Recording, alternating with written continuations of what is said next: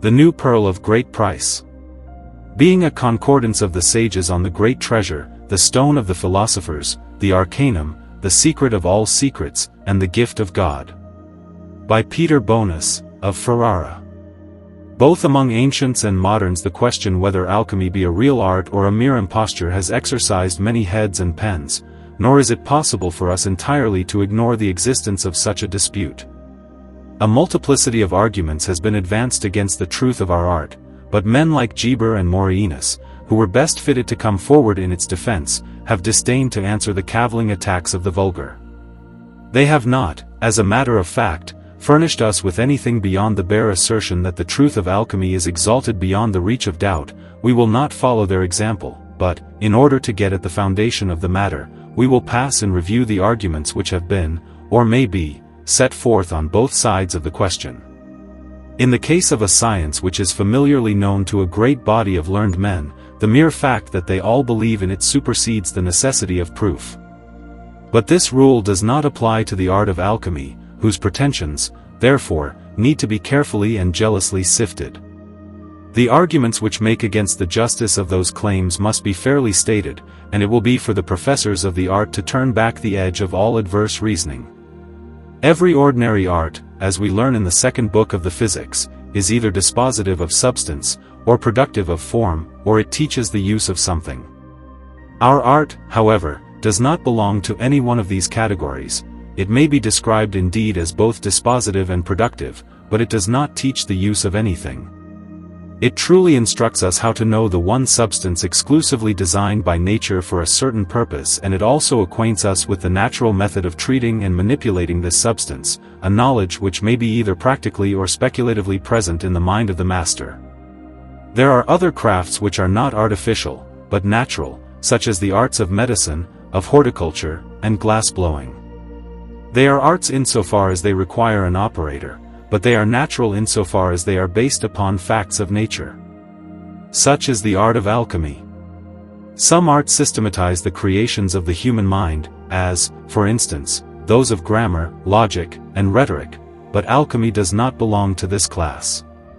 Yet alchemy resembles other arts in the following respect, that its practice must be preceded by theory and investigation, for before we can know how to do a thing, we must understand all the conditions and circumstances under which it is produced. If we rightly apprehend the cause or causes of a thing, for there often is a multiplicity or complication of causes, we also know how to produce that thing. But it must further be considered that no one can claim to be heard in regard to the truth or falsity of this art who does not clearly understand the matter at issue, and we may lay it down as a rule that those who set up as judges of this question without a clear insight into the conditions of the controversy should be regarded as persons who are talking wildly and at random. Reasons apparently militating against the reality of our art. It was usual among the ancients to begin with a destructive argument. This custom we will now follow. Reason first. Whoever is ignorant of the elements of which any given substance is composed, and of the quantities of each element in such composition, cannot know how to produce that substance. Now, the alchemists are necessarily ignorant of the exact composition of metals, therefore, as the metals are composite substances, it is not possible that the alchemists should know how to produce them. Reason second. Again, if you are unacquainted with the determinate proportion of the elements entering into the composition of any given substance, you cannot possibly produce that substance. I allude to the exact degree of digestion which has taken place in, and the peculiar manner and mode of composition which constitute the specific essence, or form, of any assigned substance, and make it what it is. This specific form of metals can never become known to a human artist. It is one of nature's own secrets, and the art of alchemy must, therefore, be pronounced not only unknowable, but utterly impossible. Reason third. We are also ignorant of the proper or specific instrument, or means, which nature uses to produce those peculiar substances defined as metals. We are aware that nature, in the production of every different substance, uses a certain modified form of digestive heat. But in the case of metals, this digestive heat is not derived from the sun, or, exclusively, from any central fire, for it is inextricably mixed and compounded of the two, and this in a manner no man can imitate. Therefore, alchemy is impossible. Reason fourth. Moreover, we know that the generation of metals occupies thousands of years. This is the case in nature's workshop in the bowels of the earth, hence we see that even if this art were possible, man's life would not be long enough for its exercise. Everything requires for its generation a certain predetermined period of time, and we find in the case of animals and vegetables that this period of generation and development cannot be hastened to any considerable extent. It might indeed be said that art can do in a month what nature requires 1,000 years to accomplish, by intensifying and exalting the temperature of the digestive warmth. But such a course would defeat its own object, since a greater degree of heat than is required for the development of metals, i.e., an unnatural temperature, would hinder rather than accelerate that development. Reason fifth. Again, the generation of metals, as of all things else, can only be accomplished in a certain place specially adapted to the purpose. Definite peculiar local conditions must be fulfilled if a seed is to spring up and grow. An animal can only be generated and developed in its own proper womb. Now, glass, stone, and earthenware jars and vessels can never take the place of the natural womb of metals in the bosom of the earth. Hence, alchemy is nothing but a fraudulent pretense. Reason sixth. Once more, that which is affected by nature alone, cannot be produced artificially, and metals belong to this class of substances. Generation and corruption are the effect of an inward principle, and this inward principle is nature, which creates the substantial forms of things. Art, on the other hand, is an outward principle, which can only bring about superficial changes. Reason seventh. If art cannot produce that which is of easy separation, and, therefore, of easy competition, it cannot produce that the separation and composition of which are more difficult. Now, a horse or a dog are easily decomposed, while the putrefaction of metals requires a great length of time. But yet art cannot produce a horse or a dog, hence it can still less produce metals. Reason eighth. Metals do indeed belong to the same genus or kind, they are all metals, just as a horse and a man are both animals. But as a horse and man are specifically different, and as one species cannot be changed into another, so the various metals are specifically different, and as a dog can never become a man, so neither can one metal be changed into another. This reason and its solution are advanced by Geber. Reason ninth. The principles which stir up the vital spark slumbering in metals are necessarily unknown to the student of nature.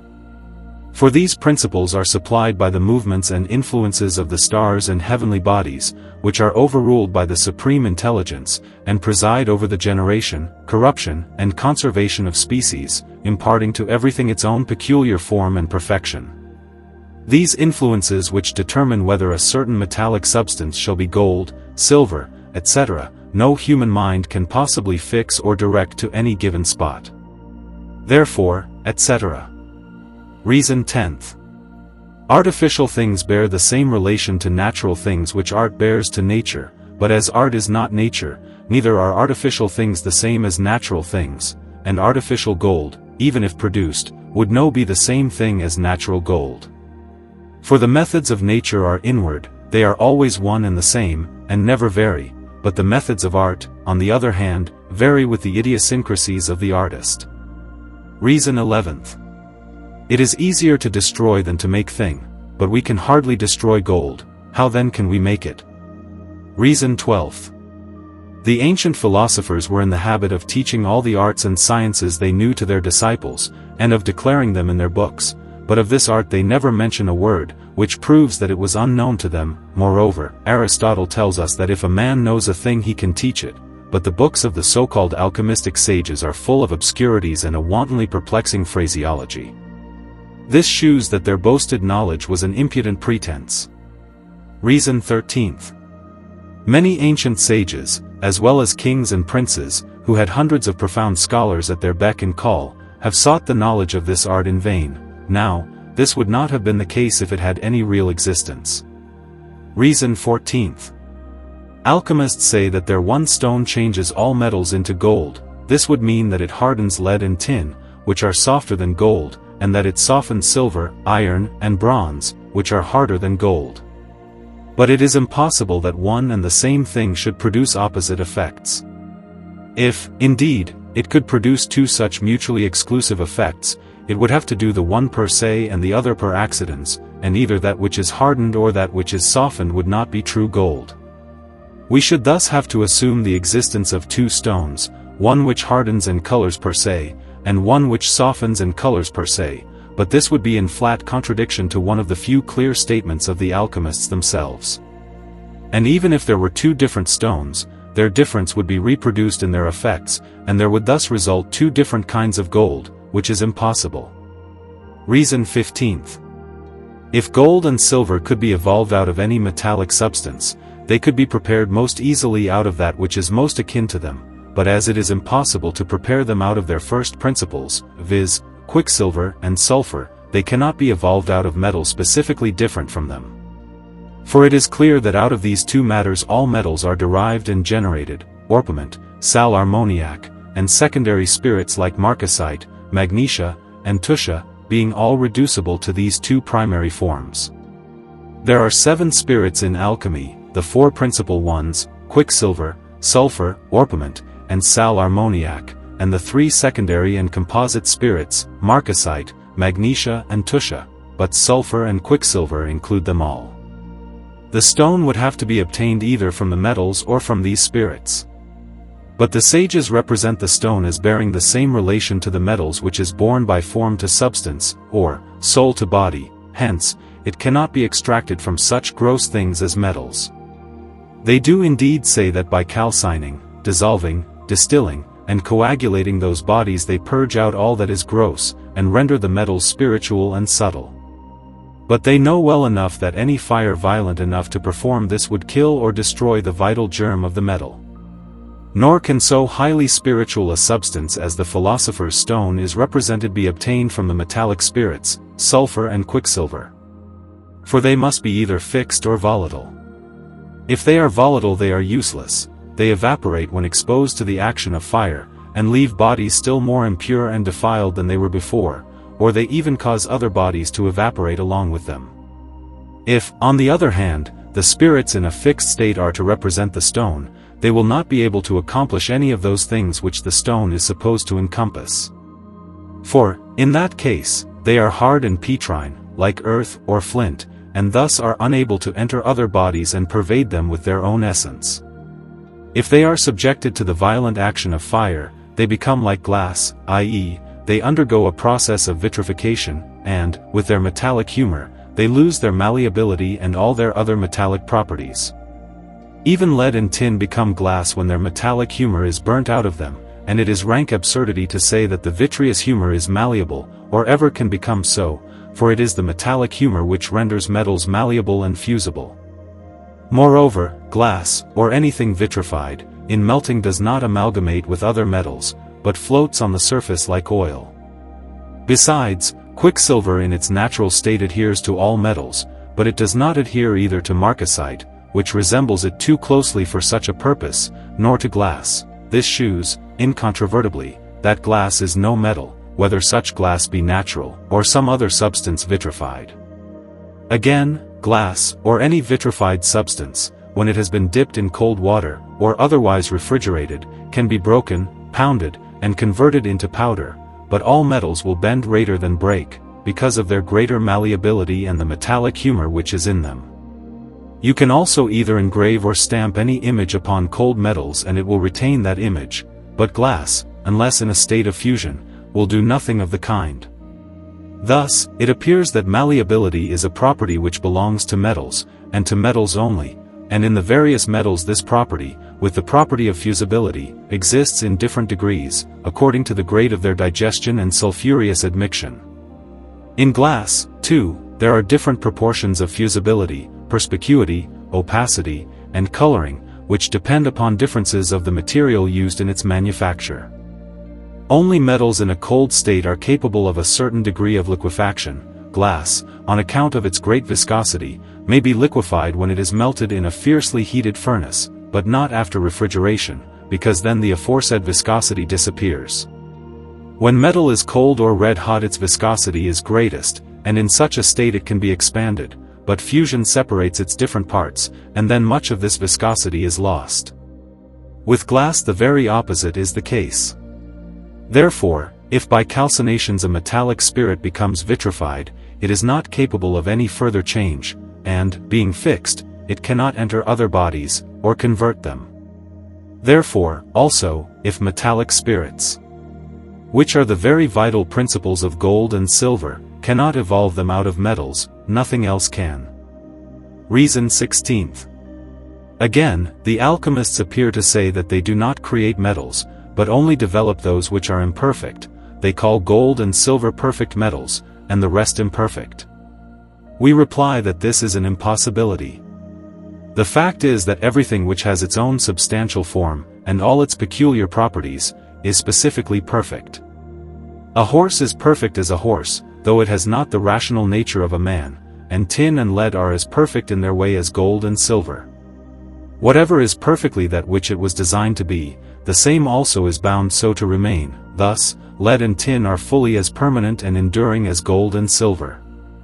Reason 17th. Again, whatever is multiplied by nature after its kind, in its own species, may be regarded as permanently belonging to that species. And tin and lead, etc., are of this class. They are not an imperfect form of that which we behold perfected in gold and silver. They are base metals, while gold and silver are precious, and a base thing can never develop into a precious thing, just as a goat can never become a horse or a man. Reason 18th.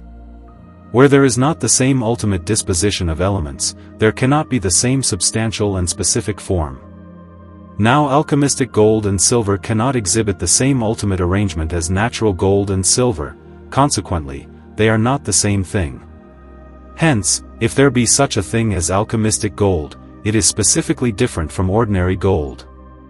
Reason 20th. Anything that is contingent, and liable to chance, cannot be the subject matter of science, for science deals with the necessary, incorruptible, and eternal. The alchemists themselves say that the secret of their art seldom becomes known to any one, hence they themselves put their own claims to scientific accuracy out of court. Reason 21st. Again, Aristotle, Meteor. For, according to the ancient version, expressly denies the truth of alchemy, calling it a sophistical and fantastical pretense, though some say those words were interpolated by Avicenna, which, however, we do not believe. We beg leave to transcribe Aristotle's very words. Let me tell the alchemists that no true change can take place between species, but they can produce things resembling those they desire to imitate, and they can tinge, i.e., color, with red and orange so as to produce the appearance of gold, and with white so as to produce the appearance of silver, tin or lead. They can also purge away the impurities of lead, so as to make it appear gold or silver, yet it will never be anything but lead, and even though it looks like silver, yet its properties will still be those of lead. So these people are mistaken, like those who take ammoniac salt for common salt, which seem the same and yet are in reality very much diverse. But I do not believe that the most exquisite ingenuity can possibly devise any means of successfully eliminating the specific difference, i.e., the substantial form, of metals. The properties and accidents which constitute the specific difference are not such as to be perceived with the senses, and since the difference is not cognizable, i.e., not sensuously perceptible, how can we know whether they have had it removed or not? Moreover, the composition of the various metallic substances is different, and, therefore, it is impossible that one should be changed into another, unless they be first reduced to their common prime substance. But this cannot be brought about by mere liquefaction, though it may appear to be done by the addition of extraneous matter. By these words the philosopher seems to imply that there can be no such thing as a pure alchemistic art, that which passes current under the name being mere fanciful and deceptive talk. From his remarks we elicit 5 reasons which, apparently, militate against the truth of our art. Reason 22nd. The first of Aristotle. He who only changes the accidents of things, does not change them specifically, and, as the substantial form remains the same, we cannot say that any real alteration has been effected. Now, the transformation, if any, which takes place in alchemy is of this kind, therefore, we may confidently assert that it is not real. Alchemists may, as it were, wash out the impurities of lead and tin, and make them look like gold and silver, but in their substantial form they are still neither better nor worse than lead and tin. Certain foreign ingredients, coloring matter, etc., may make people fancy that they see real gold and silver before them. But those are the same people who could not tell the difference between common salt and salt of ammonia. Nevertheless, these two, though generically the same, exhibit considerable specific differences, and no skilled master of chemistry could possibly confound them. Reason 23. The second of Aristotle.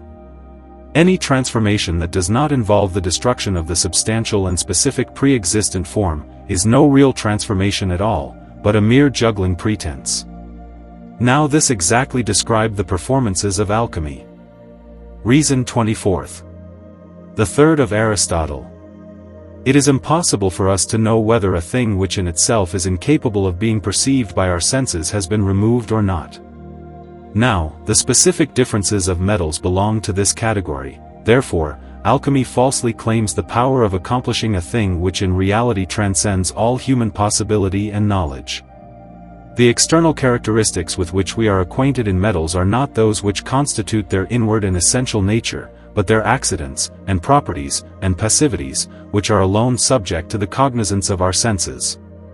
If this mysterious and deeply hidden something could be touched and handled, we might hope to destroy, or abolish, and change it. But, as it is, such an attempt must be considered utterly hopeless. Reason 25. The fourth of Aristotle. Things which are not mixed in the same elementary proportions, and are not compounded after the same manner, cannot be regarded as belonging to an identical species. Now, this relation does not exist between natural gold and the metals which alchemy claims to transmute into that metal. Consequently, they cannot become real gold. The fact is that we are ignorant of the true composition of the precious metals, and how can we bring about a result the nature of which is not clear to us? Reason 26. The fifth of Aristotle. One species can only be transmuted into another by returning into the first substance common to both, before each was differentiated in the assumption of its own substantial form. This first substance must then be developed into the other species. But such a complicated operation the alchemists fail to achieve. They do not reduce the metals to the first substance, hence there is with them no true generation, nor is there any genuine corruption, but only a spurious manipulation of accidents. They melt the metal in their furnace, and then add to it certain prepared chemical substances which change its appearance, but no one can say that there has been a true transformation.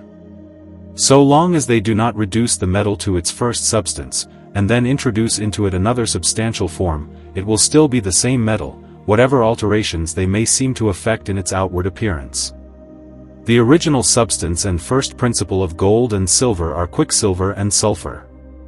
To this substance they cannot reduce any metal by bare liquefaction. Hence their transmutation of metals is never true, but only sophistical. If you wish to generate a man out of meat and vegetables, and other food that is eaten, this food will first have to become blood, and the blood will have to undergo a chemical change into seed, before it can be available for purposes of generation. In the same way, if any metal is to become gold and silver, it must first become quicksilver and sulfur. The alchemists may indeed say that there is between the metals no specific, but only an accidental difference. They suppose that the base metals are in a diseased condition, while gold and silver exhibit the healthy state of the metallic substance, and thus they contend that lead and tin can be converted into gold and silver by a mere alterative motion, just as an alterative motion, produced by some medicine, may convert a diseased into a healthy man. But this is equivalent to the affirmation that, apart from the morbid matter which they contain, all metals are actually gold, and here is an assertion which is impossible to substantiate. If all metals have the same substantial form, they have the same properties and passivities, for properties and passivities are directly the outcome of the substantial form. Hence all metals would have the same properties and qualities, whether active or passive, as gold. But this is not the case, for they do not abide the test of fire as gold does, nor have they the same comforting medicinal effect, which proves that the difference between them is not merely accidental, but specific. Yet they might again advance that, though all metals have the same substantial qualities and properties, because these are kept inactive or obscured by the morbid matter, as, for instance, when a man suffers from epilepsy, or apoplexy, or madness, he cannot perform the operations of a complete man, and if a woman suffer from contraction of the womb, or syncope, she may have the substantial form of a woman, and yet she cannot exercise all the functions of a woman. They further say that, as in the human subject this incapacity is removed by the alterative action of some medicine, so in metals, the full effects of the substantial form, which is that of gold, may be brought out by alchemistic action.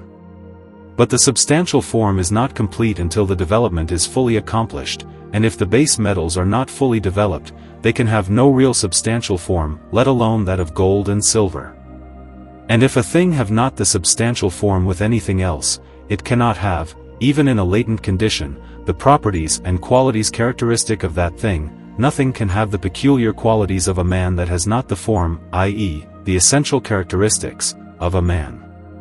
The form of gold consists in the brightness which the sulfur receives from the purifying quicksilver indigestion. This brightness belongs only to gold and silver, or even to gold exclusively, as will be shown.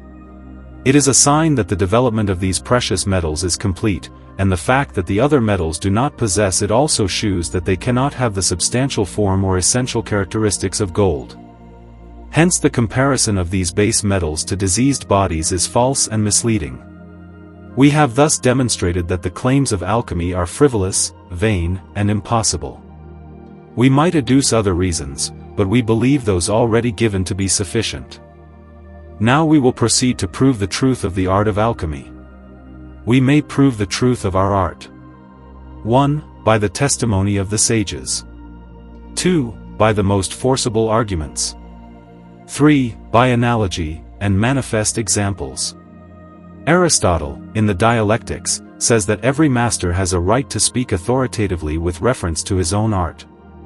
According to this rule, it is the sages, and the sages only, that ought to be consulted with reference to the truth of alchemy. Now, we find that ancient philosophers, who have written with remarkable clearness and force on other arts and sciences, have given their testimony to the truth and authenticity of this art in books which they have devoted thereto.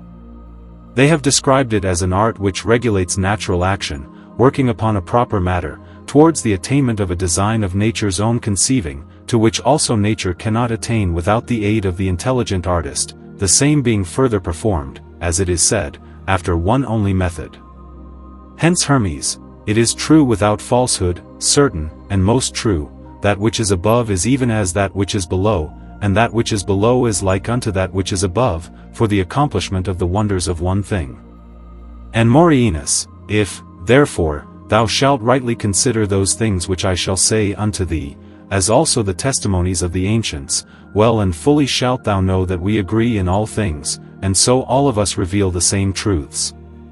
This was the deliberate conviction of Hermes, in his Secreta, who is styled the father and prophet of the sages, of Pythagoras, Anaxagoras, Socrates, Plato, Democritus, Aristotle, Zeno, Heraclitus, Diogenes, Lucas, Hippocrates, Hamek, the Bit, Geber, Rhasis, Halley, Morienus, Theophilus, Parmenides, Melissus, Empedocles, Aboholi, Abencini, Homer, Ptolemaeus, Virgil, Ovid, and many other philosophers and lovers of truth, whose names would be too tedious to record.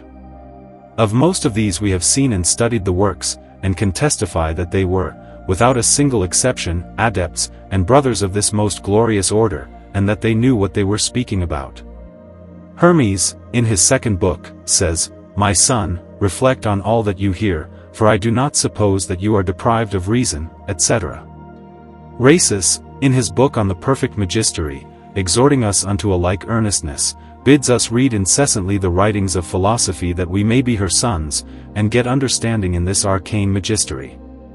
For he who does not read books cannot apprehend the details of our art, he who knows nothing about the theory of our art, will find its practice very difficult. Geber, in the prologue of his Sum of Perfection, exhorts the student to pore over his volumes by day and by night, and to resolve them diligently in his mind, that so he may perceive the drift of our directions. Galen declares that theory and practice mutually correct and supplement each other, true theory is borne out by practice, false theory is shamed and disgraced by it. Moreover, when the science is obscure, and has been handed down after the manner of a dark tradition, there is all the more reason for reference to the adepts of the past therein. For which reason, says the philosopher in his second book of Ethics, in things which are obscure it is necessary to have recourse to open testimonies. So also Morienus, while everything is distinguished according to its effects, the facts confirmed by the testimony of many.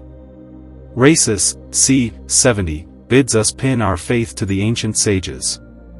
Aboholi, that is to say, Avicenna, in his book on medicine, and the chapter in which he discusses the confinement of fevers to certain places, says that where they do not occur, the people would not therefore be justified in supposing that they do not exist. In the same way, no man in his senses would deny the truth of alchemy for the very insufficient reason that he himself is ignorant of it. Such a person would be content with the authority of weighty names like Hermes, Hippocrates, and numerous others. There are many reasons why the master conceal this art. But if any one denies its existence on the ground that he is ignorant of it, he is like someone who has been shut up all his life in a certain house, and therefore denies that the world extends beyond the four walls of his habitation. There is not really any need to advance any arguments to establish the actuality of our art, for the art itself is the best proof of its own existence, and being securely lodged in the stronghold of knowledge, we might safely despise the contradiction of the ignorant.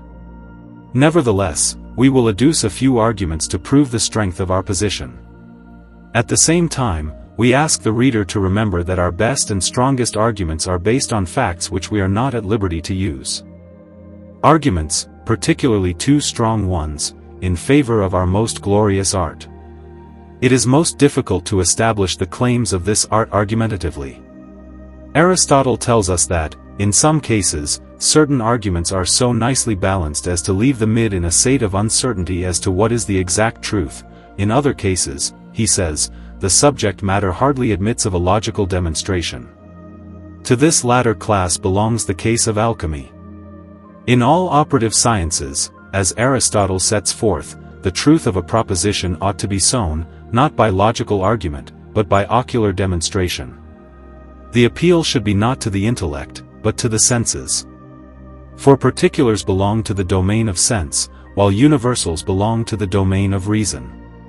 If we are unable to convey to anyone an ocular proof of our art, this fact must not be regarded as casting a slur on our veracity.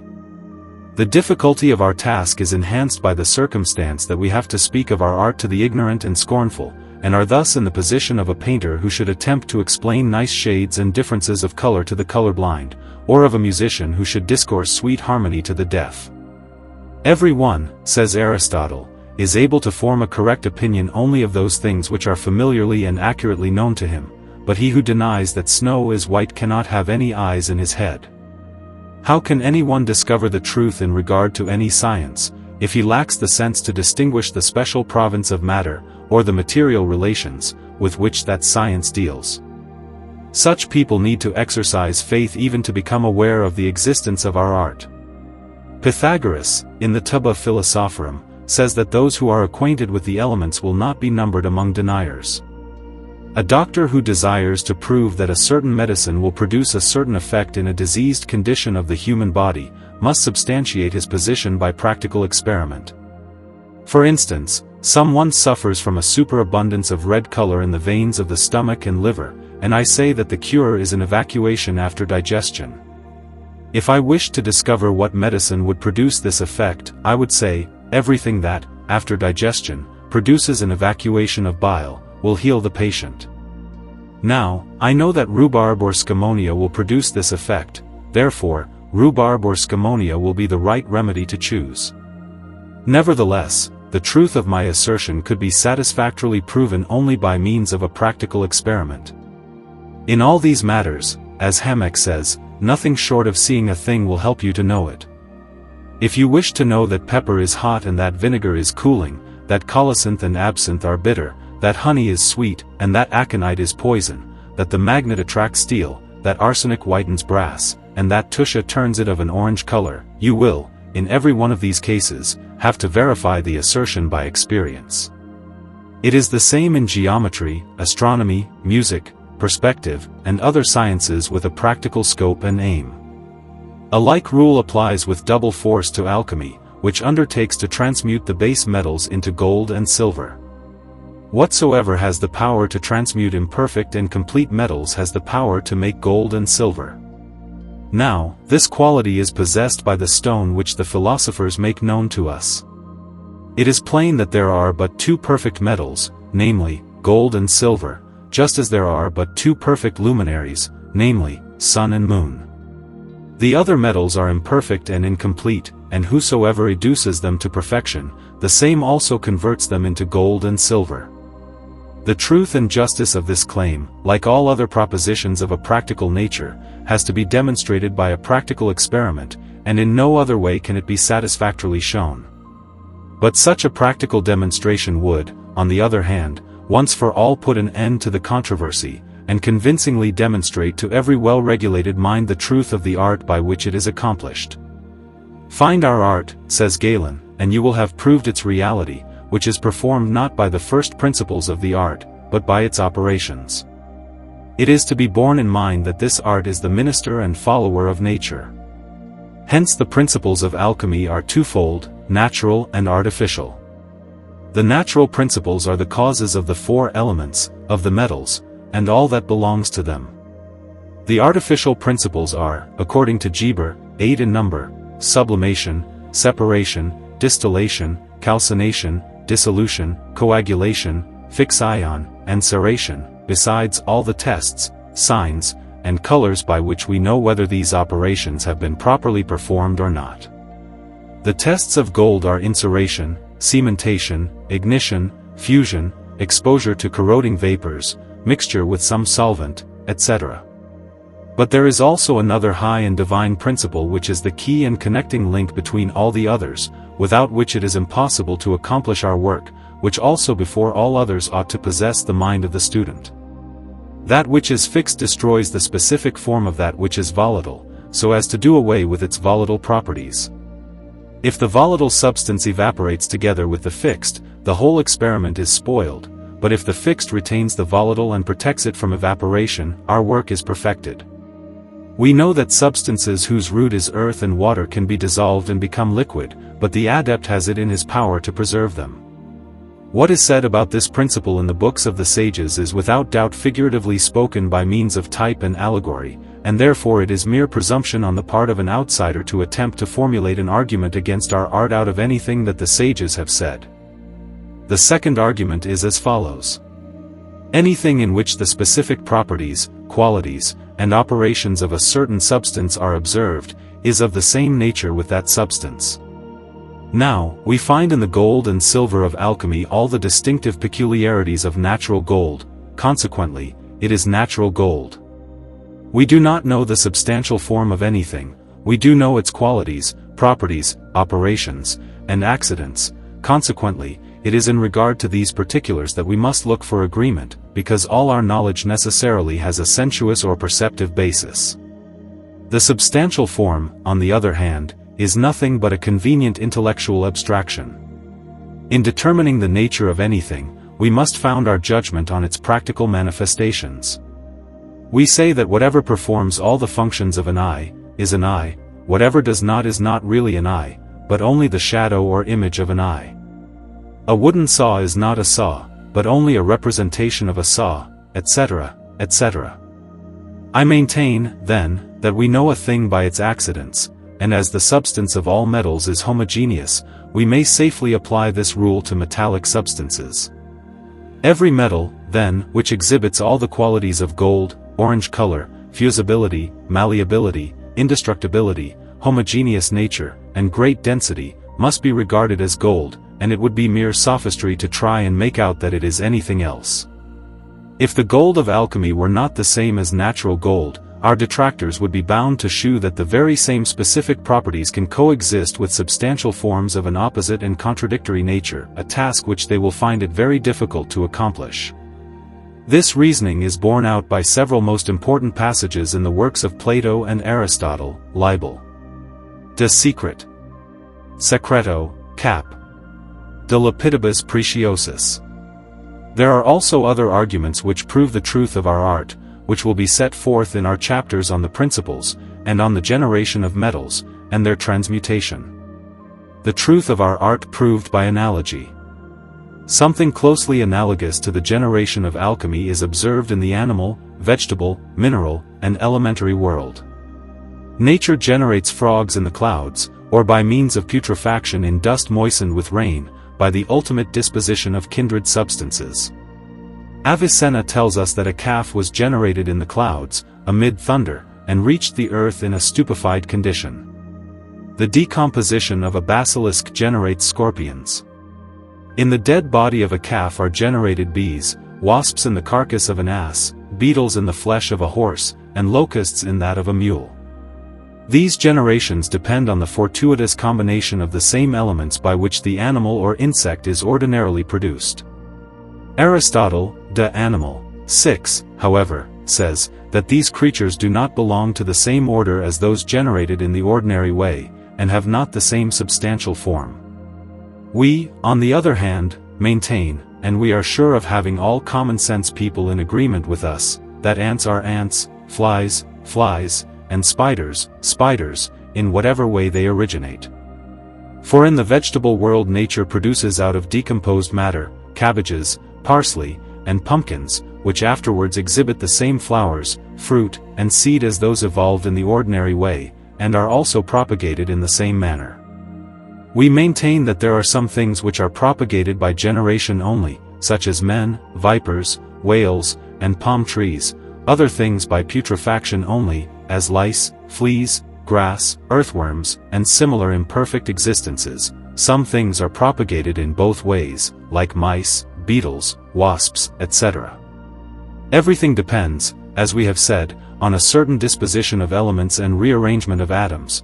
In this way a wild vine may become a good one by transplantation and the skill of the husbandman, as Aristotle tells us. Moreover, the same philosopher vouches for the truth of the observation that good plants may often be reared from inferior seed, if there be a change of climate and other outward conditions. The same law holds good in the mineral world, though not to quite so great an extent. Thunderbolts are formed in the clouds, and iron darts, amidst terrible explosions.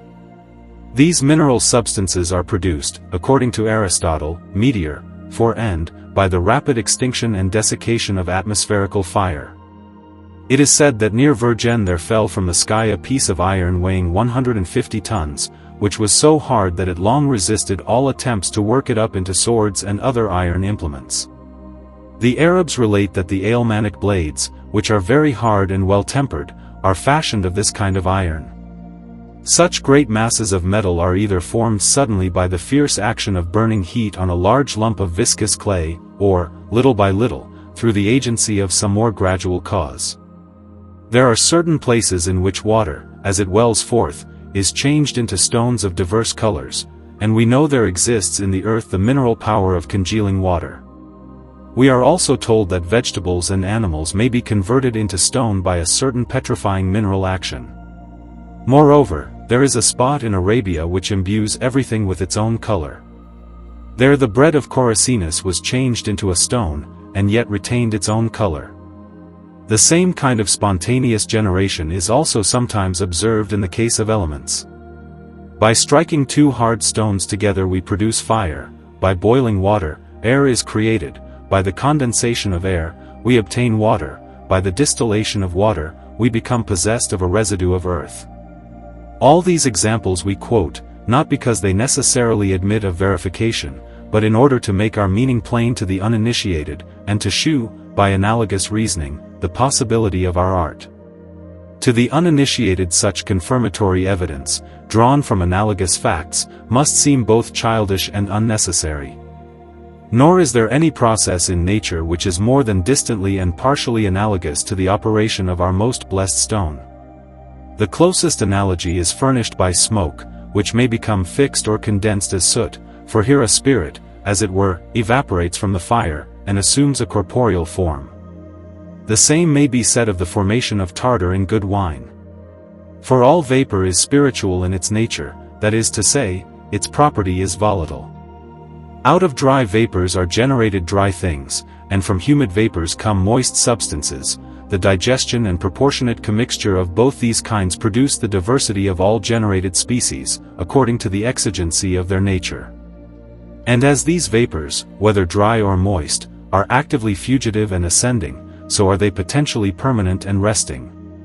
If the alchemist by the preparation of this proper matter in a proper vessel, paying due attention to the significance of the sequence of colors, can obtain that which constitutes the essence of gold in a concentrated volatile or spiritual form, he can pervade with it every atom of a base metal, and thus transmute it into gold.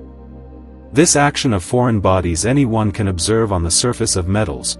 Tusha imparts to bronze the color of gold, orpiment and arsenic color it white like silver, the fumes of Saturn congeal quicksilver, the rind of the pomegranate converts iron into steel, and the fumes of burnt hair give silver an orange tinge.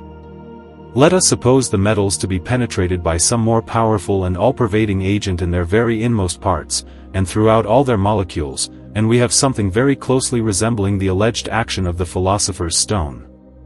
The spirits of metals potentially contain their bodies, and this potentiality may at any moment become actual, if the artist understands, and knows how to imitate, nature's methods of working.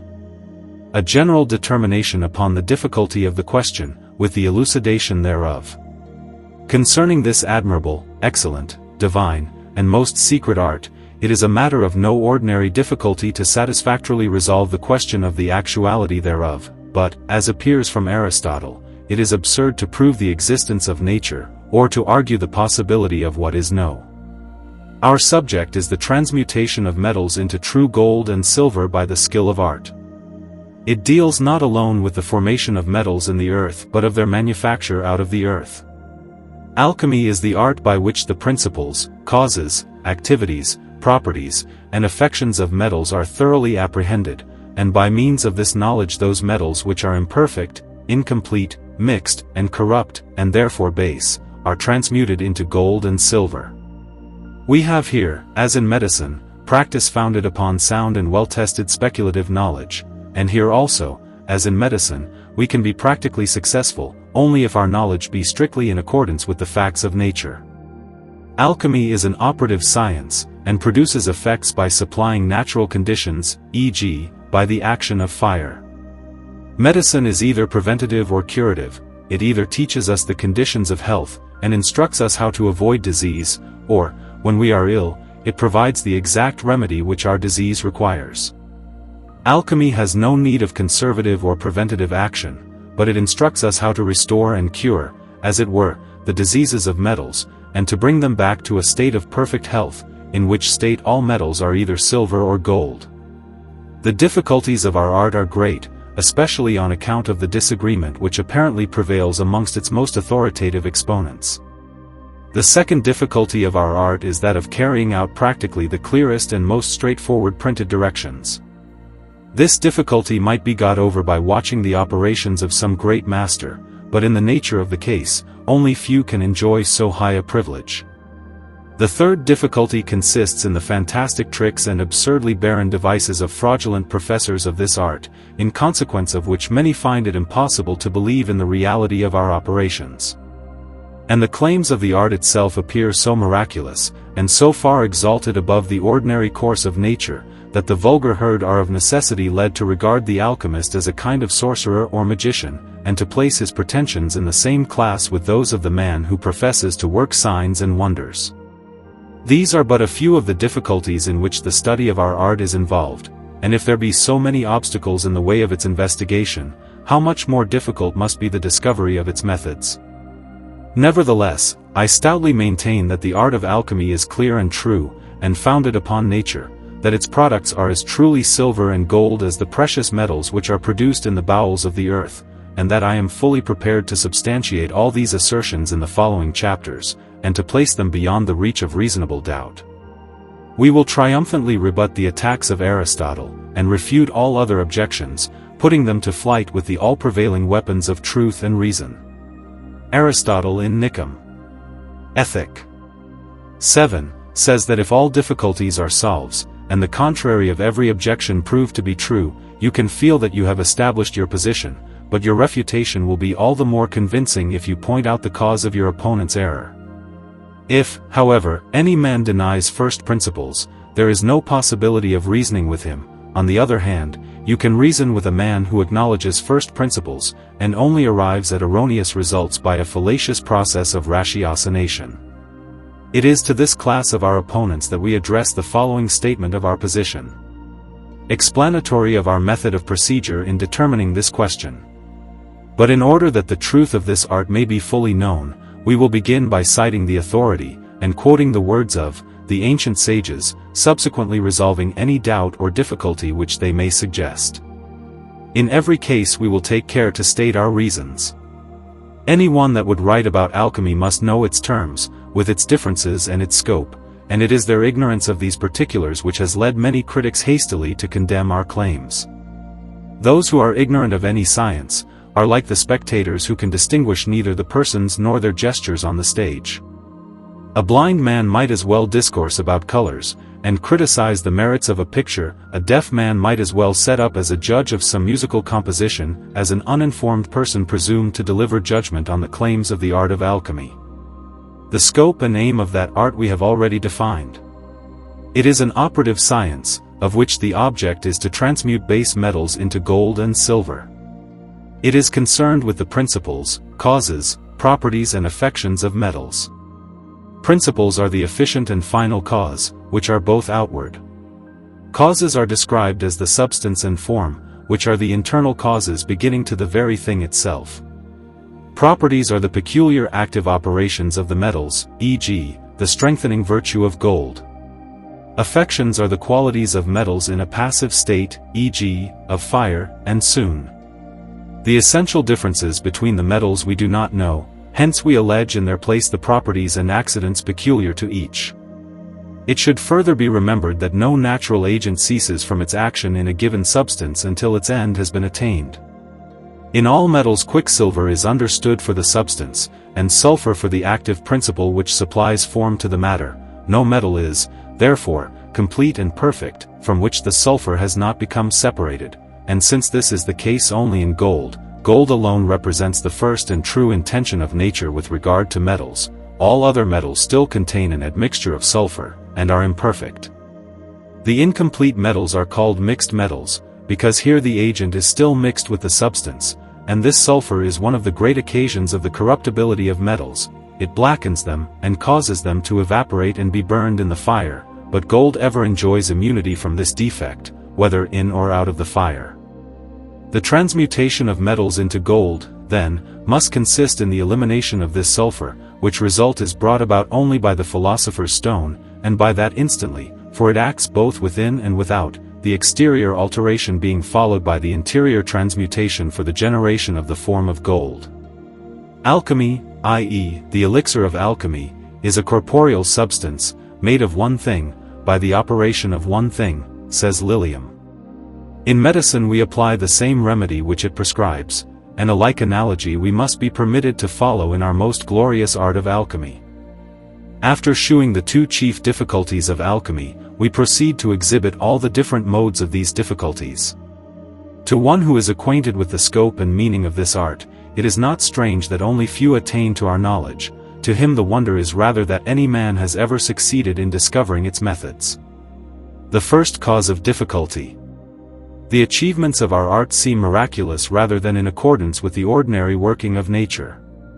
Hence sages like Hermes, Barcinus, Rhasis, Rosinus, and others, tell us that it is only by divine inspiration, or by ocular demonstration, that the student can understand the directions of his teachers.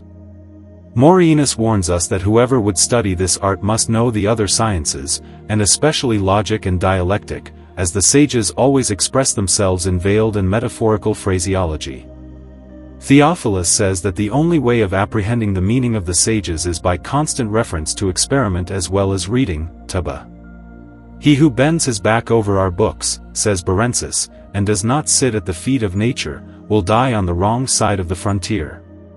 The first great difficulty, then, is the obscurity of the directions found in the books of the sages. Second cause of difficulty. The second difficulty consists in the apparent disagreement of those who profess to exercise our art at the present day.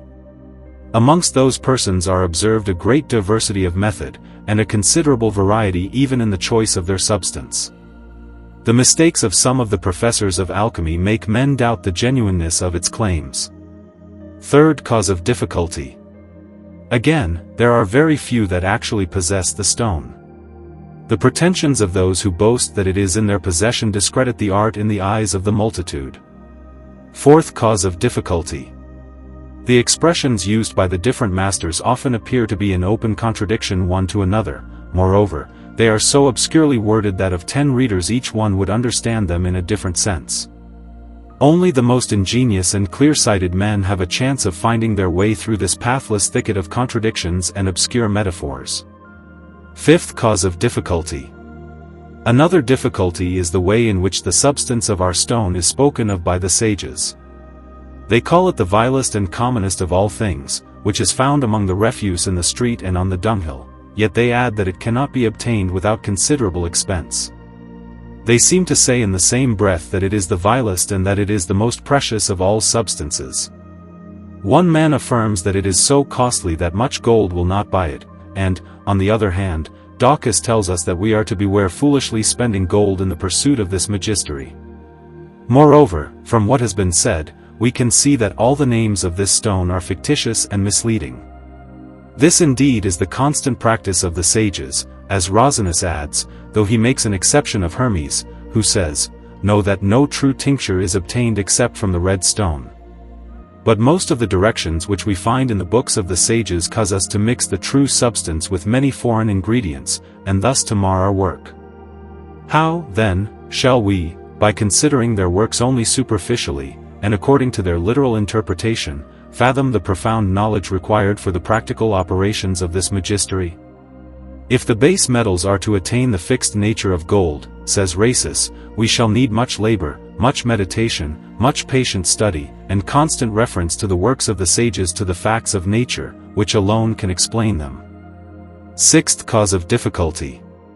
The tropical expressions and equivocations, the allegories, and metaphors, employed by the sages, also create a most serious obstacle in the path of the student. Hence investigation, and the practical operations which should be based upon it, are embarrassed at every step with doubt and perplexity of the most tantalizing kind.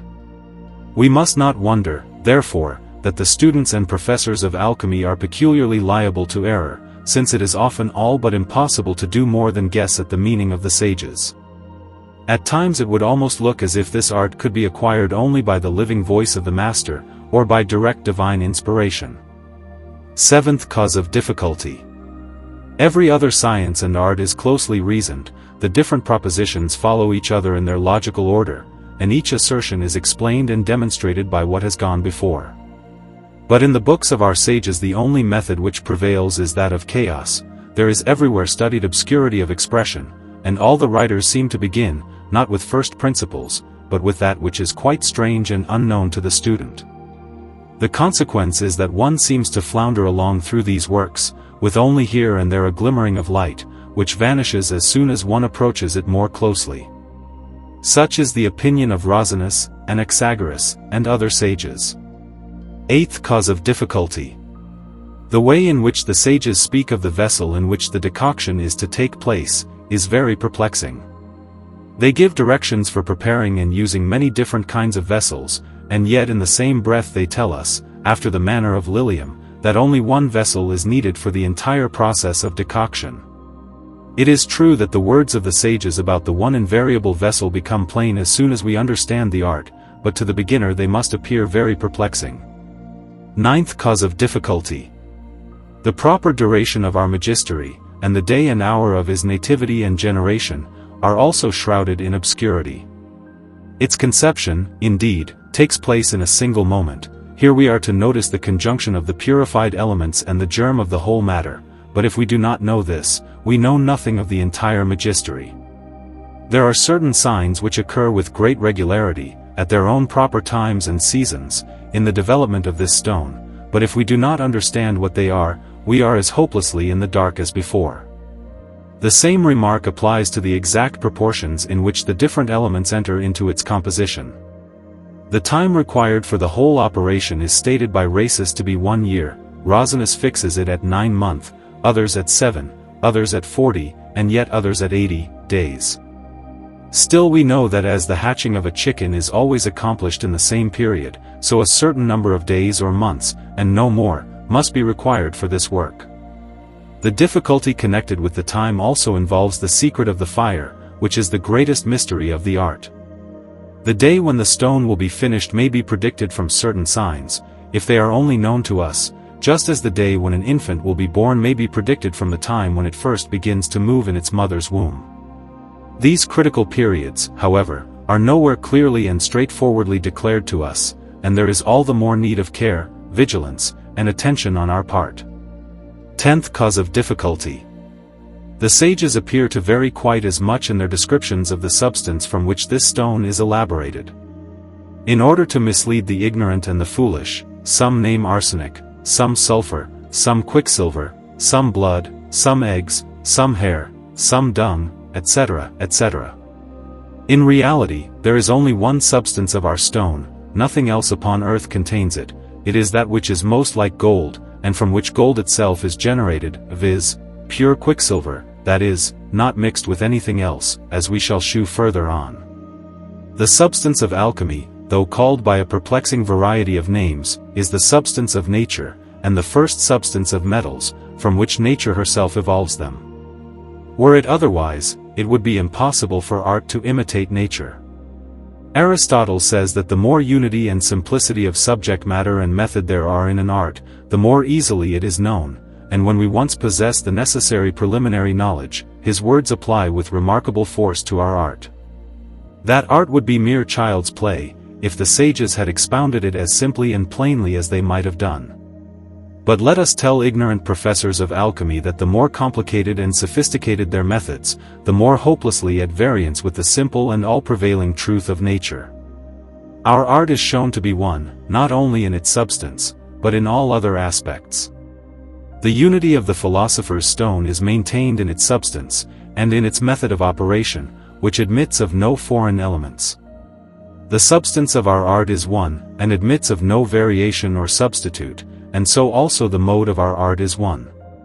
The unity of our art is proved by the fact that, thought the sages exhibit considerable diversity in their methods of expressing themselves, yet they all understand each other. The very fact that Greek understands Greek, and Latin Latin, and Arab Arab, proves the unity of each language, and it is the same with our art. Amidst the greatest apparent diversity there is a wonderful substantial agreement in the works of the sages. They differ in words, names, and metaphors, but they agree in reference to things. By one way, says Lilium, by one thing, by one disposition is our whole magistery accomplished. So Alphidius tells us that we want only one thing, viz., water, etc. With these sayings agree the words of Mahomet, Morienus, Geber, Rhasis, Solomon, the son of David, Senior, and Mundus, in the Tubba, who says, nature delights in the same nature, kind in kind overcomes kind contains kind, and yet they are not different kinds, or several, but only one kind, having within itself those properties by which it excels all other things. So Halley remarks in his Mysteries, "Know, brother, that our whole magistery is one stone, which is self-sufficient, is not mixed with anything else, proceeds from one root, becomes several things, and yet again is restored to its unity." This one thing is described by the sages in many ways, and thus it has been supposed to be many things. But such mistaken impression are characteristic of those who profess our art without really knowing anything about it. Instances against the said unity. It appears indeed as if there were many roads to our art, and not one only. Geber avers that there are many ways to produce one effect. The same opinion is expressed by Rhasis in his book on the Perfect Magistery, where he speaks of bodies and spirits, and their purification and divers and manifold composition. We answer, as before, that there is only one way and one substance, as shall be abundantly demonstrated hereafter. The words of Rhasis are indeed true, but in our substance body and spirits, and their purification and divers and manifold composition. We answer, as before, that there is only one way and one substance, as shall be abundantly demonstrated hereafter.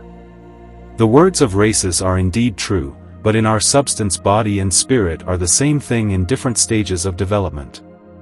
And so, whether body or spirit, that which is perfectly prepared, the same is the pure and one elixir. It is in like manner with regard to plurality of methods. Food nourishes, but the stages by which this result is brought about are many, as every physiologist will tell you. If there seem to be many methods, they are all only aspects and subdivisions of our one method. The white stone and the red stone, the medicine of the third order, as Geber tells us it should be called, are really the same thing. The white stone is only less perfect than the red. Nature, says Florus, is one, and if any man strays away from her guidance, he mars his labor. You do not require many things, but only one thing which has a father and mother, and its father and mother feed and nourish it, nor can it be distinguished in any way from its father and mother. From the one substance is evolved, first the white, and then the red tincture. There is one vessel, one goal, and one method. It is true that in the books of the sages the impression is conveyed as if there were many substances and many methods, but they only mean different aspects or stages of the same thing. Solution, sublimation, distillation, coagulation, calcination, etc., are misleading terms. The distinctions are logical, or verbal, rather than real. Pythagoras tells us that coction, calefaction, dealbation, attrition, effusion, and tinging are only different stages of the same operation in the fire. There are many names, but one regimen. The first distinction sheweth that this art is natural and divine, and that by it the ancient sages foretold the future miracles of God. Our art is partly natural and partly supernatural, or divine. In changing the base metals into gold and silver by the projection of the stone, it follows, by an accelerated process, the method of nature, and therefore is natural. But if we consider the digestion and generation, the conception and origin, of the stone, we have, in sublimation, the creation of a soul through the mediation of the spirit, and rising heavenward with the spirit. At another stage we have the soul and spirit permanently fixed at the end of the sublimation, and this happens through the addition of the hidden stone, which is not sensuously apprehended, but only known intellectually, by revelation or inspiration. Alexander says, there are two stages in this art, that which you see with the eye, and that which you apprehend with the mind. The hidden stone may be called the gift of God, and if it does not mingle with our stone, the work of alchemy is marred. Now, the same hidden stone is the heart and tincture of gold sought by the sages. In this way, alchemy is supernatural and divine, and in his stone consists the whole difficulty of the art. We have need of much faith in this matter, just as much as we have need of it in regard to God's miraculous dealings in Scripture. It is God alone that perfects our stone, and nature has no hand in it. It is on account of this fact that the ancient sages were able to prophesy. The influence of the supernatural stein exalted them above the ordinary level of human nature. The prophecies which they uttered were frequently of a special, and most important character. Though heathens, they knew that there would come for this world a day of judgment and consummation, and of the resurrection of the dead, when every soul shall be reunited to its body, not to be severed from it thenceforward forever. Then they said that every glorified body would be incorruptible, and perfectly penetrated in all its parts by the Spirit, because the nature of the body would then resemble that of the Spirit. Bonellus, in the Taba says, all things live and die at the beck of God, and there is a nature which on becoming moist, and being mingled with moisture for some nights, resembles a dead thing, thereafter it needs fire, till the spirit of that body is extracted, and the body becomes dust. Then God restores to it its soul and spirit. Its weakness is removed, and it is raised incorruptible and glorious. Our substance conceives by itself, and is impregnated by itself and brings forth itself, and this, the conception of a virgin, is possible only by divine grace. Moreover, the birth leaves our substance still a virgin, which, again, is a miraculous event. Hence we cannot but call the conception, birth, and nutrition of our stone supernatural and divine. Alphidius tells us that our stone is cast out into the streets, raised aloft to the clouds, dwells in the air, is nourished in the river, sleeps upon the summits of mountains, its mother is a virgin, its father knows no woman. These ancient sages also knew that God must become man, because on the last day of our magistery that which generates, and that which is generated, become absolutely one, then the old man and the child, the Father and the Son, are indistinguishably united. Hence they concluded that the Creator must also become one with the creature. Moreover, they knew that man was, alone of all created beings, made in the image of God. Plato wrote the Gospel, which many years later was rewritten and completed by St. John, even as St. Augustine recites in the 7th book, 9:13, of his Confessions. Our magistery, says Morienus, is the mystery of mysteries of the Most High God, which he committed to his saints in paradise. It is to be noted that natural operations which lie out of the course of ordinary natural development, have in them a divine or supernatural element. And the power which is in nature is also derived from God. Our magistery depends quite as much on divine influences as upon the operations of nature, and the succor of the artist who assists nature. The change is brought about by the power of God, which operates through the knowledge of the artist. How difficult, how mysterious, how wonderful, how arduous must it then be for the artist to attain to so lofty a summit of spiritual insight. We may well call this magistery a divine and glorious mystery, which transcends not only nature, but the godlike reason of man, for even man cannot apprehend the mystery, except by direct inspiration or circumstantial oral teaching, combined with minute ocular demonstration. Here follows the second distinction, in which shall be shown how this art was invented, to whom it was given, from whom it was withheld, and why the sages keep it such a close secret. None of the ancients would have been able to bring to light the hidden mysteries of this art, had not God himself, the bestower of all good and perfect gifts, first revealed it to his saints that feared his holy name. Rhasis, in his Book of Three Worlds, calls it the gift of God. Aristotle says that it was first known to Adam. Others affirm that it was revealed to Enoch in a vision, and these persons identify Enoch with Hermogenes, or Hermes Trismegistus. Aristotle, in his Epistle to Alexander, calls the origin of the art one of the greatest and most sacred mysteries, and therefore he entreats that prince not to ask for more information than he gives him in the said treatise.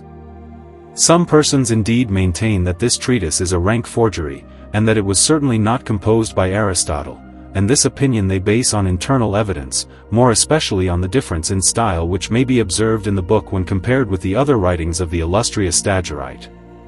But the difference of style is sufficiently accounted for by the exceptional nature of the subject matter, and this epistle has always been attributed to Aristotle. Testimony is borne to the same fact also by John Mean, and in Halley's book on the Mystery of Mysteries. Now because this art was revealed by God to his obedient servants, it is the duty of all sages not to reveal it to any unworthy person. It is true that whoever understands a science, or art, knows how to teach it, nor would jealousy or envy become a wise man, but the sages have expressed their knowledge in mysterious terms in order that it might be made known to no person except such as were chosen by God himself. But though the phraseology of the sages be obscure, it must not therefore be supposed that their books contain a single deliberate falsehood. There are many passages in the writings of Morienus, Geber, and others, where this charge is indignantly rebutted. Those for whom the knowledge of alchemy is intended, will be able, in course of time and study, to understand even the most obscure of alchemistic treatises, for they will be in a position to look at them from the right point of view. It is only the wise and God-fearing whom we invite to this banquet. Let those who are not bidden refrain from attempting to cross our threshold. The books of the sages are only for the sons of knowledge. The sages, says Hermes, are not jealous of the obedient, gentle, and lowly student. It is the profane, the vicious, and the ignorant to whom they desire to give a wide berth. Therefore, I conjure you, my friends, not to make known this science to any foolish, ignorant, or unworthy person. God-fearing sages, adds Aufidius, have never carried their jealousy so far as to refuse to unveil this mystery to men of their own way of thinking. But they have carefully concealed it from the multitude, lest there be an end of all sowing, planting, reaping, and of agriculture and work generally. These are very good and humane reasons, then, why this art should not be revealed to everybody. Moreover, it is delivered to us in obscure terms, in order that the student may be compelled to work hard in its pursuit. We do not prize that which costs us nothing, it is our highest delight to reap some great benefit as the reward of our labor. Therefore, it would not be good for you if this knowledge were to come to you after reading one book, or after spending a few days in its investigation. But if you are worthy, if you possess energy and the spirit of perseverance, if you are ready to study diligently by day and by night, if you place yourself under the guidance of God, you will find the coveted knowledge in God's own good time. Do not be satisfied with alteration of metals, like our modern sophists, but aim at transmutation, and do not suffer them to lead you aside with their sophistical jargon and their absurd and baseless pretensions. Knowledge is one, as truth is one, and let me add that our knowledge and our truth are both very simple and straightforward. If you once depart from the unity and truth of nature, you are involved in the bewildering mazes of confusion and error. Observe here the operation and experience of alchemy, how it calls for constant manual operations, and the teaching of experience, for the artist to purify the elements, and to combine them when purified, etc. In our glorious art nothing is more necessary than constant reference to the facts of nature, which can be ascertained only by actual experiment. The dross which is purged off by means of the natural operation must be removed by the artist, if his work is to prosper. The philosopher Socrates directs us to seek the cold of the moon that we may find the heat of the sun, and to exercise the hands so that the laborious nature of the work may be lightened. Hence it is all but impossible, as we may learn from Geber in his Sum of Perfection, for a blind man, or one whose sense of touch is defective, to be successful in or magistery. The experience of sight is essential, more especially at the end of the decoction, when all superfluous matter has been removed. The artist will behold an awful and amazing splendor, the occultation of Sol and Luna, the marriage of East and West, the union of heaven and earth, and the conjunction, as the ancients tell us, of the spiritual with the corporeal. In that process of cooling, as we may learn from the Tuba Philosophorum, Hermes, and Avicenna, the manifest is concealed, while that which was concealed is made manifest. The first operation, which is done by hand, is the first stage of the work, which consists in sublimation and purification. The second operation, in which the artist has nothing to do but look on, is the second stage of the work. Here the purified and sublimed substance is fixed and becomes solid. This operation should bring about the perfection of our substance. No one can exercise our magistery in the absence of the practical teaching of experience, without which the most diligent poring over books would be useless. The words of the sages may mean anything or nothing to one who is not acquainted with the facts which they describe. If the Son of Knowledge will persevere in the practical study of our art, it will in due time burst upon his enchanted vision. The study of books cannot be dispensed with, but the study of books alone is not sufficient. There must be a profound natural faculty for interpreting the significance of those symbols and analogies of the philosophers, which in one place have one meaning and in another a different. For, as Morienus tells us, all books on alchemy are figuratively written. By theory and practice working together, you will be led to the fruition of the most precious arcanum, which is the greatest and most wonderful treasure of this world. If you think that you have understood the directions of the sages, put your impression to a practical test. If you were mistaken, nature will take good care to correct your error, and if you will follow her guidance and take her suggestions, she may, after several experiments, put you in the right path. Thus you must go on, letting theory suggest practice, until at length all difficulties are resolved, and your way lies plain before you. Meditation, says Rhasis, is of no value without experience, but it is possible for you to gain your object by experience without meditation. The practical method will at once enable you to detect any false or sophistical statement, and to avoid being infected with the folly of our modern alchemists. You will never, for instance, fall into so gross a mistake as to suppose that our art can change common flints into diamonds or other precious stones. Those who put forward such a statement do not seem to understand that there is here wanting that identity of first substance which undoubtedly exists in the case of base and precious metals.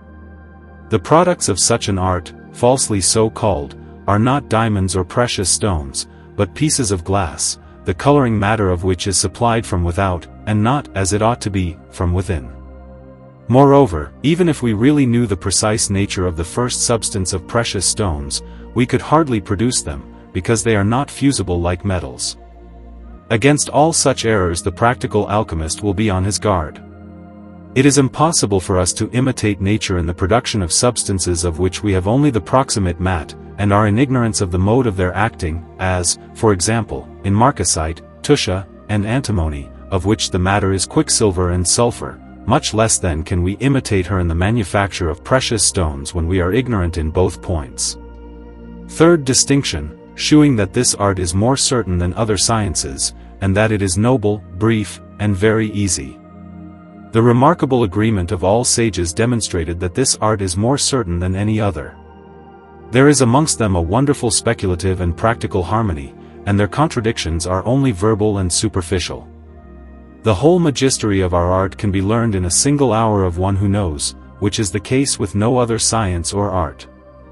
Yet one who can perform the practical operations of alchemy is not yet an alchemist, just as not everyone who speaks grammatically is a grammarian. Such persons still lack that knowledge of the causes of things which exalts the mind of man, and raises it to God. Hermes, in the beginning of his book of mysteries, calls alchemy a most true and certain art, shewing that what is above is like that which is beneath, and that which is beneath is like that which is above, etc., etc. Again, our art is more noble and precious than any other science, art, or system, with the single exception of the glorious doctrine of redemption through our Savior Jesus Christ. It must be studied, like other arts, for gain, but for its own sake, because itself has power to bestow gold and silver, and knowledge more precious than either gold or silver. It may also be called noble, because there is in it a divine and supernatural element. It is the key of all good things, the art of arts, the science of sciences. There are, according to Aristotle, for noble sciences, astrology, physics, magic, and alchemy, but alchemy bears the palm from them all. Moreover, it is a science which leads to still more glorious knowledge, nor can there be found a branch of human wisdom, either speculative or practical, to equal it. We naturally desire, says Aristotle, de animal. 10. To know a little of a noble and profound science, rather than to understand thoroughly some commonplace branch of knowledge. Our art frees not only the body, but also the soul from the snares of servitude and bondage. It ennobles the rich, and comfort and relieves the poor. Indeed, it may be said to supply every human want, and to provide a remedy for every form of suffering. It has been set forth by the sages in the most perplexing and misleading manner, in order to baffle foolish and idly curious persons, who look rather at the sound than at the meaning of what is said. Yet, in spite of foolish and ignorant people, the art is one, and it is true. Were it stripped of all figures and parables, it would be possible to compress it into the space of 8 or 12 lines. This art is noble, brief, and easy. It requires one thing, which everybody knows. It is in many things, yet it is one thing. It is found everywhere, yet it is most precious. You must fix it and tame it in the fire, you must make it rise, and again descend. When conjunction has taken place, straightway it is fixed. Then it gives riches to the poor and rest to the weary. The operation is good, if it becomes first dry and then liquid, and what rebes, is, you will find in the practical part of this work. Fourth distinction, shewing the error into which many fall towards the end of the work, namely, in the composition of elements, what is the beginning of the work and what is its end, and how this art is not for all wise people. It is difficult to know and investigate natural things, and their causes, but the knowledge of supernatural things is proportionately still more difficult. Hence we must no be surprised that the mysteries of our art are discovered only by few inquirers. It is not good fortune, but only the grace of God, joined to reason, that will ensure success. Many students of our art who have operated naturally only, have accomplished the first part of our magistery, but as the second part contains a supernatural element, being ignorant and incredulous, they were not able to perform it, and thus that which they had already done was neither permanent nor valuable.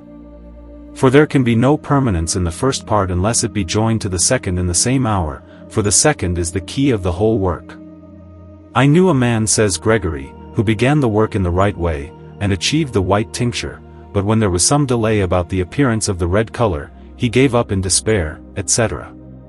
This man knew the simple elements of our art, their purification, commixtion, and the different signs which were to appear, he was ignorant only of the day and hour in which the conjunction of the simple elements and the completion of the work might be expected, and because he did not know what to do at the right time, the whole magistery vanished from his sight.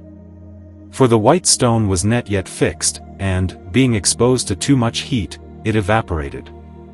The permanent fixation of the stone is the divine, or supernatural department in our art, which is performed by the composition of these simple elements together, when the fixed stone retains the volatile, and they remain together eternally, wherein is the whole power of alchemy, which is neither accomplished by art or nature only, but by God, the glorious. I do you to wit, says Lucas in the crowd, that all things created are composed of 4 elements, and return into them, in these they are generated and corrupted, according to the will of God. It is through his shortcomings of their creation, as Aufidius testifies, that all things are subject to decay. Our stone must have the elements so cunningly united in its composition that they can never thenceforth be separated. You need special pains towards the end of our magistery. The fetus grows without any care, day by day and hour by hour, for 9 months in the mother's womb, but when its growth is completed, it needs an expulsive effort of the uterus, or else it must die, and something of the same kind happens with regard to our stone, which, happens, though it is produced perfect in itself, is yet wanting in tincture fixity, and marital conjunction. When the hatching of chickens is accomplished, the little creatures often want some aid to assist them in getting out of the egg, and if they cannot obtain that aid they are choked and die. We must know, says Rhasis, the hidden nature of the stone and of its dissolution, for if you have not an accurate knowledge of these particulars you had better stay your hand at once. Let us not for a moment suppose that it will be profitable for us to set about this magistery if we do not understand the composition of the elements. This is the part of our work which is supernatural, since it unites earthly to heavenly things, and therefore it is called divine, celestial, glorious, wonderful, most beautiful, most difficult. It is an art which we can know by divine inspiration. The ancient sages described the entire first part of the work as the beginning of the work, and the beginning of the work was with them the nativity and germination of the stone, which takes place on the day when the coction and digestion of the substance is complete, and is sublimation perfect. In other words, to them the beginning of the work was the completion of the digestive process, and the digested and perfected substance itself. The end and complement of the work is the retaining of the stone after its digestion. Now, Aristotle tells us that a slight error in the beginning may be a great one in the end. One mistake breeds a whole swarm of disastrous consequences. Hence we must be very careful about the first steps we take in the development of our substance, or we may irreparably mar our work at the very outset, the error becoming more and more apparent as the operation proceeds. The perfection of the end must be already germinally contained in the beginning. Whiteness is the beginning of our magistery, its perfection and end is redness, and the red tincture is germinally contained in the white. The spirit cannot enter the body until it is purified, but when purification has taken place, we may expect the permanent conjunction of the corporeal and the spiritual principles. So should the state of whiteness be anxiously looked for, because it is the beginning and foundation of this work. Here follows the 5th distinction, shewing that this stone is like all things in the world, and that it goes by different names. How far alchemy has anything in common with other sciences? Our stone, from its all-comprehensive nature, may be compared to all things in the world.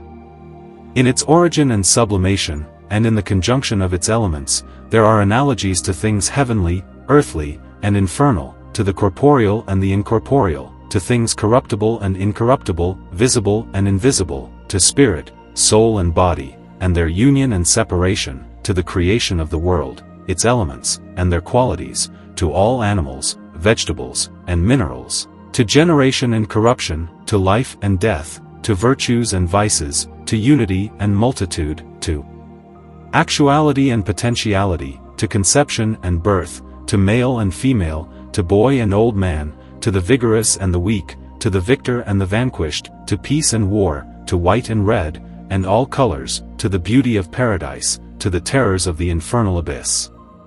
To the initiated it is clear that Moses, Daniel, Solomon, several of the prophets, and the evangelist St. John, possessed the knowledge of this art, it having been revealed to them by God himself.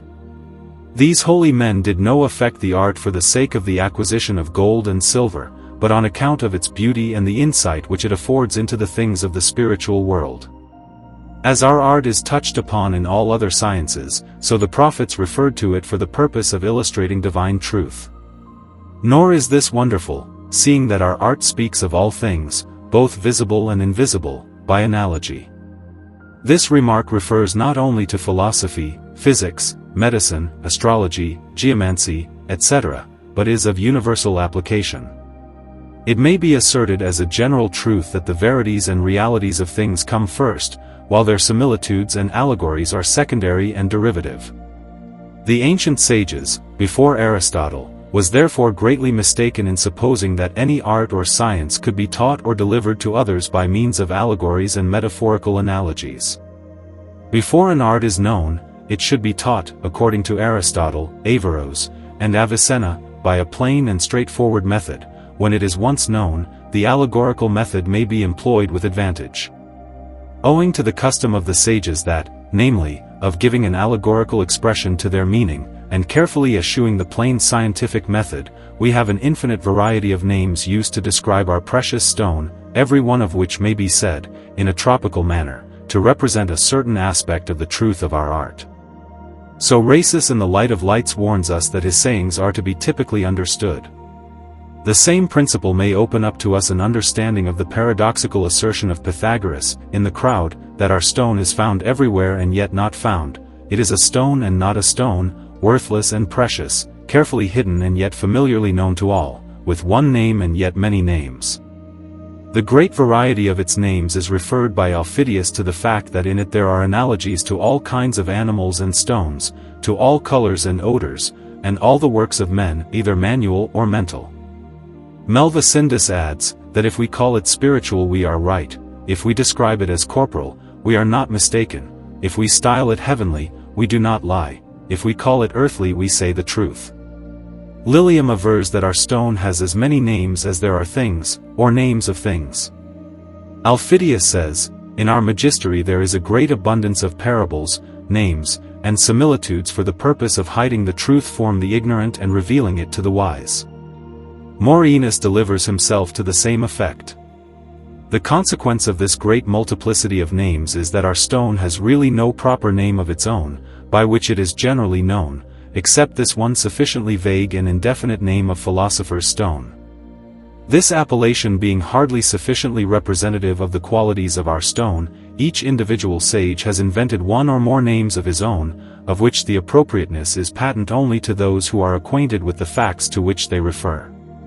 They are generally derived from some process or change of color which our substance undergoes in the course of our magistery. The substance indeed is one, but just as gold being worked up into different shapes is called by different names, such as ring, bracelet, crown, etc., though in substance all these are nothing but gold, so our one substance comes to bear different names derived from the changes to which it is subjected. In the same way as ordinary men in common parlance express their meaning proverbially and metaphorically, clothing a plain thought in figurative language, so our sages find it necessary to describe this secret of secrets, and mystery of mysteries, in figurative terms, so that it may remain a profound arcanum to the wicked, the arrogant, the profane, and all to whom God himself will not permit it to be revealed. Refutations of the objections to alchemy.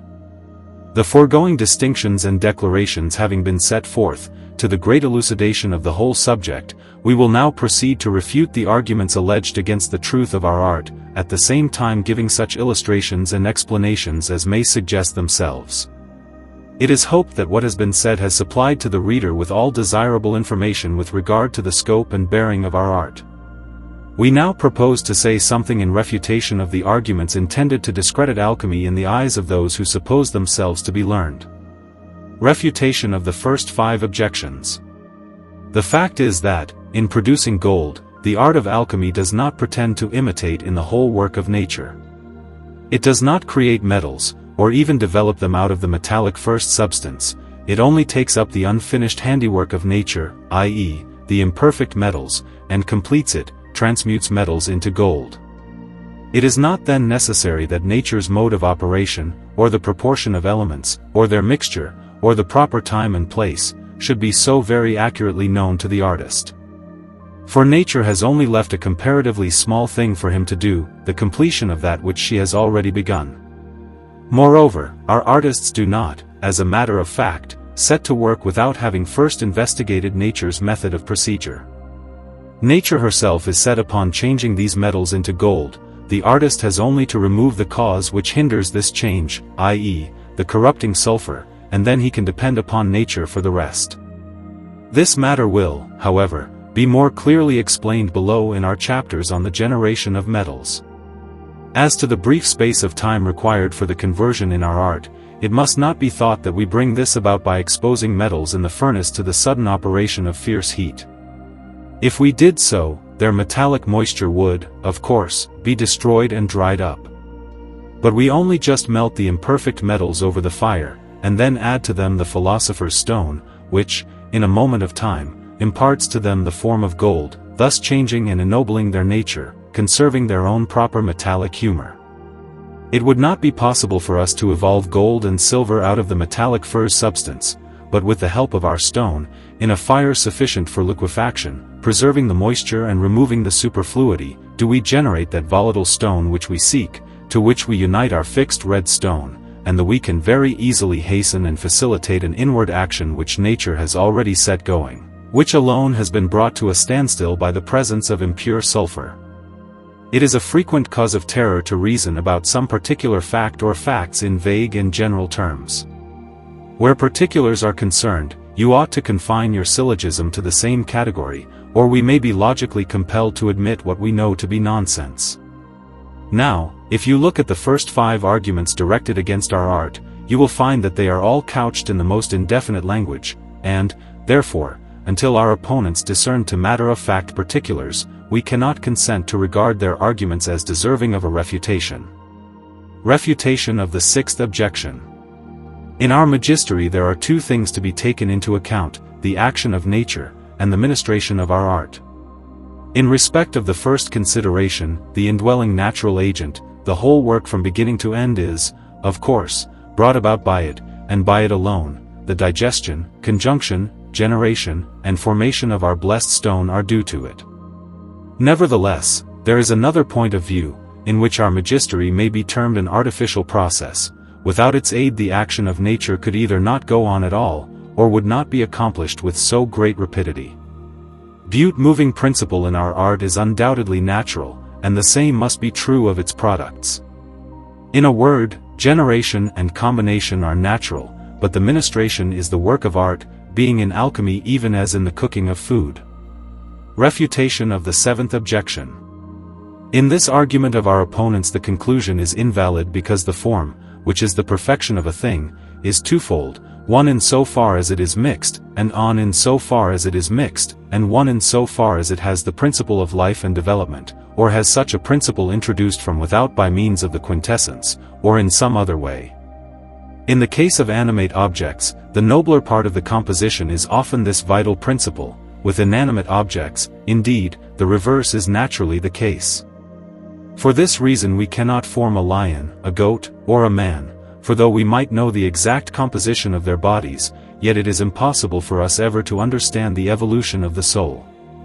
In like manner, though we are familiar with the generation of some minerals, vegetables, and animals, yet we are ignorant of their specific forms.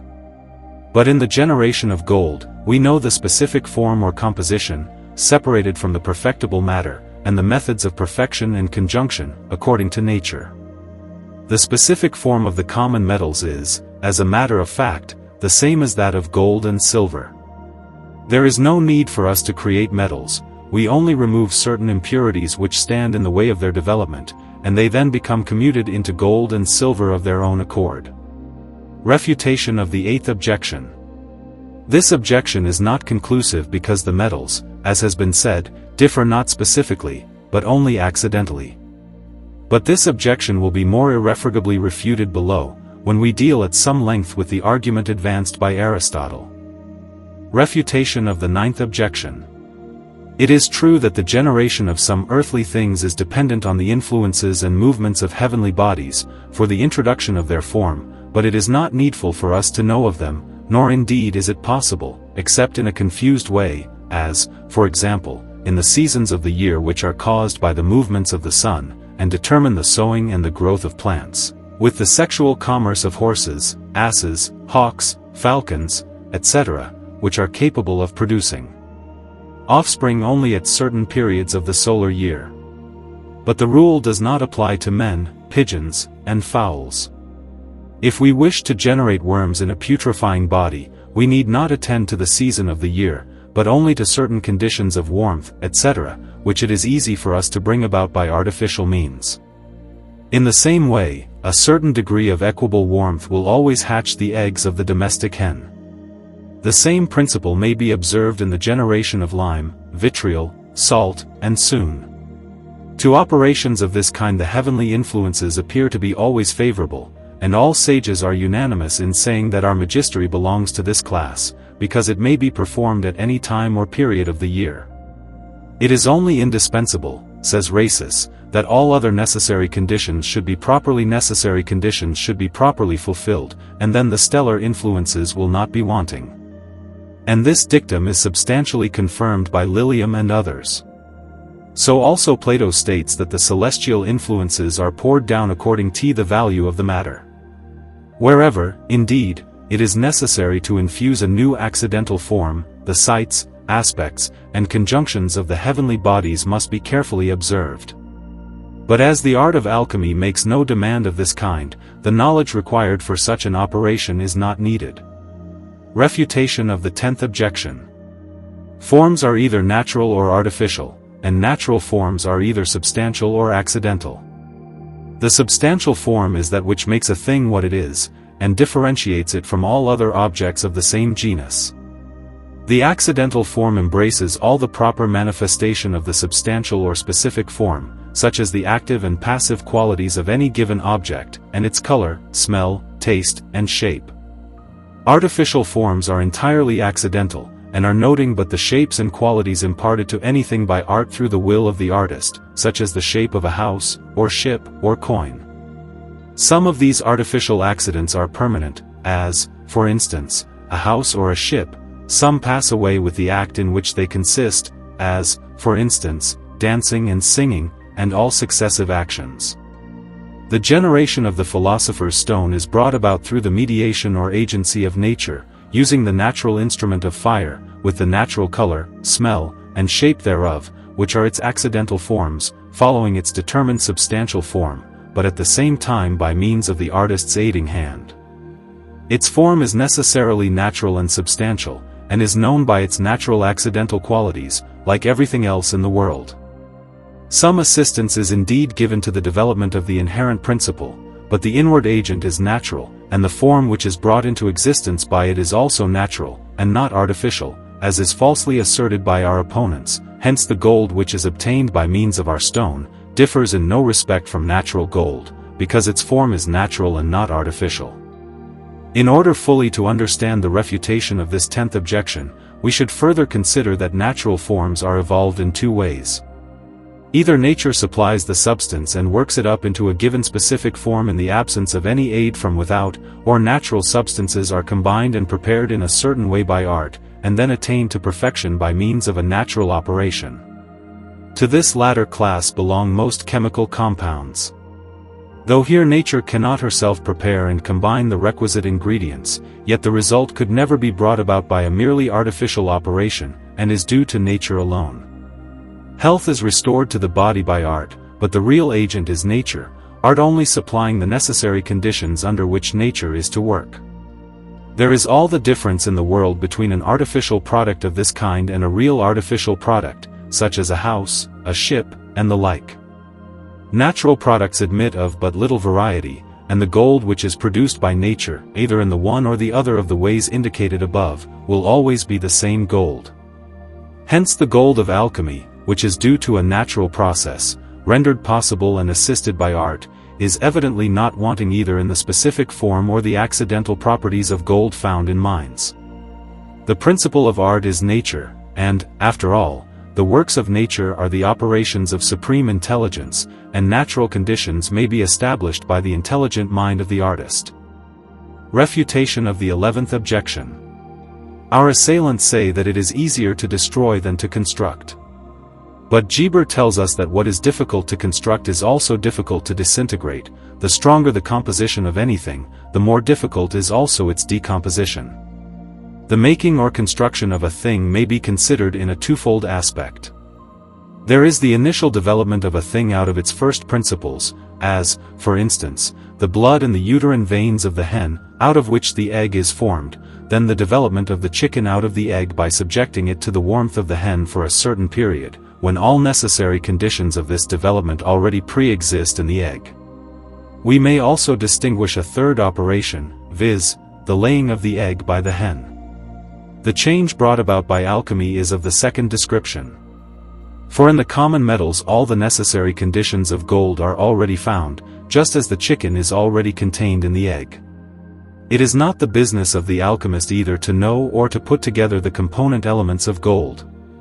Rather, we may say that he has them in an unfinished state, and commutes them into gold by a process similar to that which changes an egg into a chicken. The 12th and 13th objections are already met by what has been advanced in our previous arguments. Refutation of the 14th objection. To the 14th objection, which asserts that it is impossible that the same thing should operate in two contrary ways, we answer that this is true of the same thing, but not true of different things, and this diversity depends on the thing receiving rather than on the thing received. In the human body, for instance, the same agent changes very different foods into the chyme and blood of exactly the same composition, hard food being softened and soft food hardened. Galen tells us that both cold and warm foods ultimately produce animal heat in the body.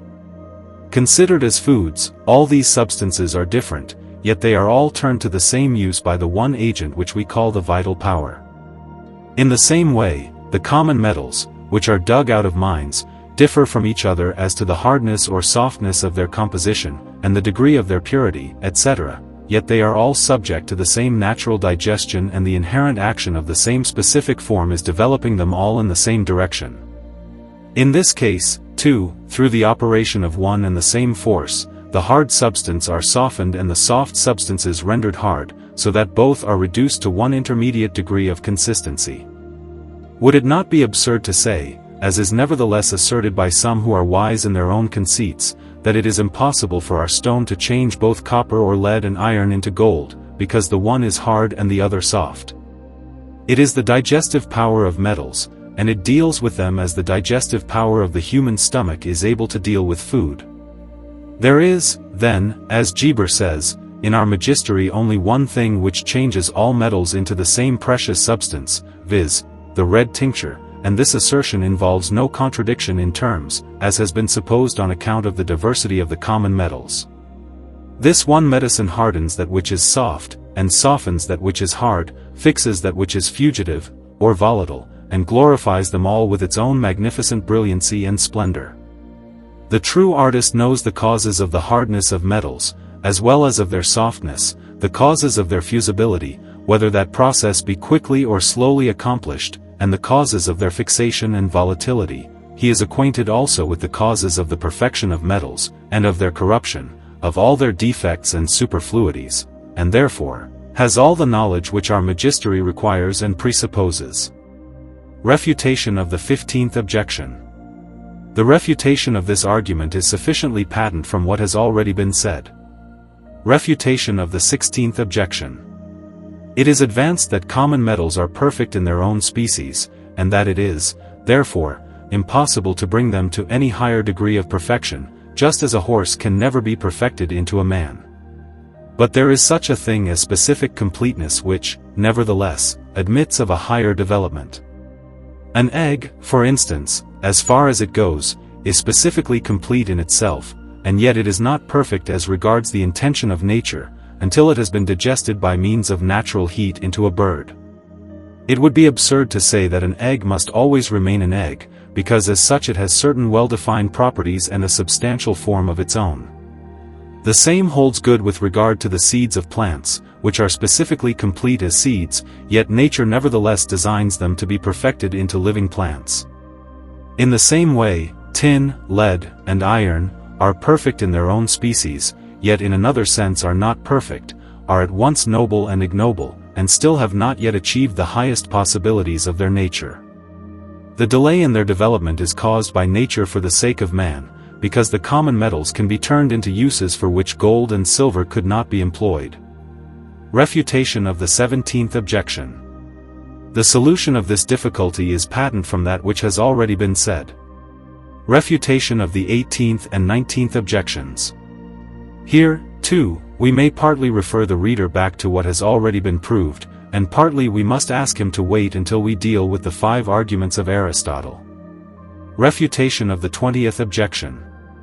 We are told that the subject matter of this art must be contingent and dependent upon chance rather than upon the strict sequence of natural causes and effects, because the sages themselves admit that it has never become known to any very considerable number of its most diligent students. Hence it is asserted that our art cannot aspire to be a science, and can never, at the very best, be more than a system of haphazard guesswork. But it is a mistake to suppose that that which happens only seldom, must therefore necessarily be subject to chance. If our objectors only knew our art, they would readily admit that it is governed by as rigid a system of unchangeable laws as the most exact science in the world. We will now proceed to answer the 5 arguments of Aristotle. As to the first, it has already been met by our proof that the transmutation of metals in alchemy is brought about by a natural process. The same remark holds good of the second objection. A solution of this third difficulty has also been given when we proved that it is not necessary for the artist to be acquainted with the exact composition, or substantial and pre-existent form either of the common metals or of gold and silver, since the necessary process of change is brought about, not by the artist but by the inward natural principle, which strives to fulfill the intention of nature with regard to it. It is enough to be acquainted with their accidents, properties, and passions, which are the consequence of their form. When any transmuted metal is found to have the properties and passions of mineral gold, without superabundance and without deficiency, we conclude of necessity that it has also the form of fold. It is, of course, impossible, and always will be impossible, for anyone to know things by means of their forms, because they do not fall within the cognizance of our senses. That which does the work, and performs the functions, of an eye is an eye, but nothing else really deserves this name. Hence a stone or a wax eye is not an eye, but only the similitude of an eye, because it does not perform the functions of an eye. I affirm, notwithstanding, that, among composite things, the form of gold and the stone of the philosophers alone can be properly known through the perfect knowledge or cognition of the immediate matter which underlies the visible accidents, which, if the same, so not subtend, then is the form unknown and inoperable, as in other composites. There is, however, no need for us to know the forms of common metals. For us it is sufficient to be aware that all metals are in course of development into gold, through the properties and accidents in the immediate first matter, and are capable of being endowed with the form of gold. Whosoever is ignorant of the form in a given matter is ignorant of the form in a given matter is ignorant of the possibility of its transmutation, and must judge by his knowledge of accidents and qualities. And, seeing that the gold of the mine and the gold produces by alchemy have precisely the same properties in appearance, and endure the same tests, we conclude that they are both real gold, and are impressed with the same form, The fourth objection of the philosopher has already been met by what has been said above concerning the proportion in which the elements are mixed in any given thing. We will now attempt to answer the fifth objection of Aristotle. Aristotle obliges us to confess that metals differ not only in their accidents, but specifically, and therefore his argument requires to be answered at some length. Now, there is this difference between potentiality and actuality, that the one is related to the other as non-existence to existence. The potential becomes the actual, the imperfect the perfect, and substance becomes form, but the process is never reversed. Seed is never potentially blood, nor blood potentially food, nor food potentially the 4 elements. Not everything that is changed into something else is called the substance of that other thing. A living body is not the substance of a corpse, nor wine of vinegar. In the generation of metals all common metals are potentially what gold is actually, they are imperfectly what gold is perfectly, they are substantially what gold is formally. This is evident from the fact, which shall be proved later on, that nature changes all metals into gold, while gold is never changed into any of the other metals. Hence, if our art is to succeed, it must follow the course of nature, and do as it is taught by nature. It must be further distinguished that in this connection potentiality is of two kinds: disposition towards the form and the faculty of receiving form. The first may be divided into approximate, remote, and remotest. The second is also duplex. Now, complete goodness or perfection is one, and amongst the metals there is only one which is good and perfect, namely gold, and gold does not need to go through any change to make it good and perfect. To be perfect is for anything to have realized the ultimate intention of nature concerning it. The common metals have not yet realized this ideal, hence it still remains for them to be changed into gold. And, as that which is nearest to perfection is the best among imperfect things, silver comes next after gold, then bronze, then tin, then copper, then lead, then iron, as appears from what has been said above. Gold alone among the metals has, therefore, reached the highest stage of actual perfection. All other metals are only potentially perfect. Some of them, however, have left behind the more remote grades of potentiality, and the change they require to undergo is inconsiderable, because their distance from the highest stage of metallic actuality is not very great.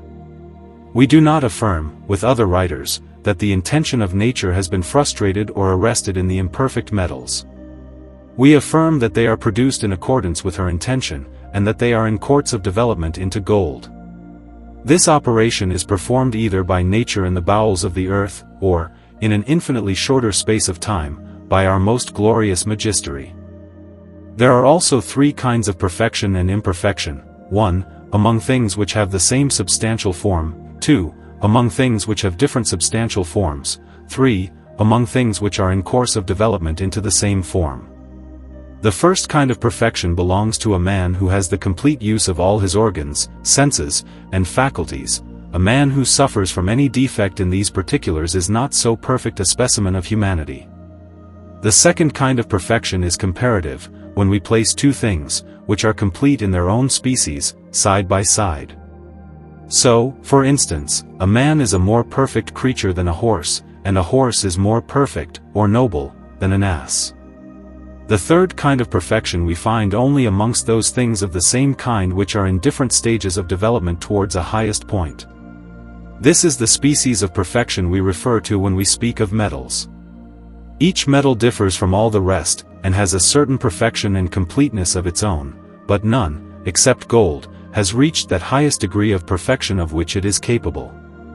For all common metals there is a transient and a perfect state of inward completeness, and this perfect state they attain either through the slow operation of nature, or through the sudden transformatory power of our stone. We must, however, add that the imperfect metals form part of the great plan and design of nature, though they are in course of transformation into gold.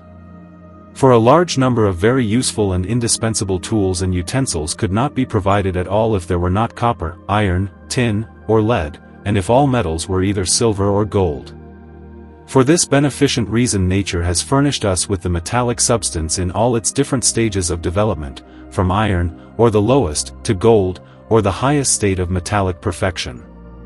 Nature is ever studying variety and, for that reason, instead of covering the whole face of the earth with water, has evolved out of that elementary substance a great diversity of forms, embracing the whole animal, vegetable, and mineral world. It is, in like manner, for the use of men that nature has differentiated the metallic substance into a great variety of species and forms. Nevertheless, the great process of development into silver and gold is constantly going on. This appears from the fact that miners often find solid pieces of pure silver in tin and lead mines, and also from the experience of others who have met with pure gold in metallic veins of iron, though this latter occurrence is more rarely observed, on account of the great impurity of iron. In some silver mines, again, quantities of solid gold have been discovered, as, for instance, in Serbia. At first, the whole appears to be silver, but in the refiner's crucible the gold is subsequently separated from the less precious metal. Thus it is the teaching of experience that nature is continually at work changing other metals into gold, because, though, in a certain sense, they are complete in themselves, they have not yet reached the highest perfection of which they are capable, and to which nature has destined them, just as the human embryo and the little children are complete and perfect as far as they go, but have not attained to their ultimate goal of manhood. Gold is found in different forms, either mixed with a coarse rocky substance, or in a solid condition, or amongst the sand in the beds of rivers, being washed out of the mines by water. Golden sand is also found in the deserts of India, where there are no rivers. Silver is never found mixed with the sand of rivers, but mostly in the shape of or in mines, or like a vein running through a rock. Lead and tin occur mostly in the shape of ore, and sometimes they are mingled with earth. The same facts have become commonly observed with regard to iron and the other metals. When different metals are discovered in the same mine, the less pure of the two will generally have a tendency to ascend and leave what remains more force to develop in the right direction. The difference between metals, then, may be called specific, but it is not the same difference as that which exists between a horse and a man.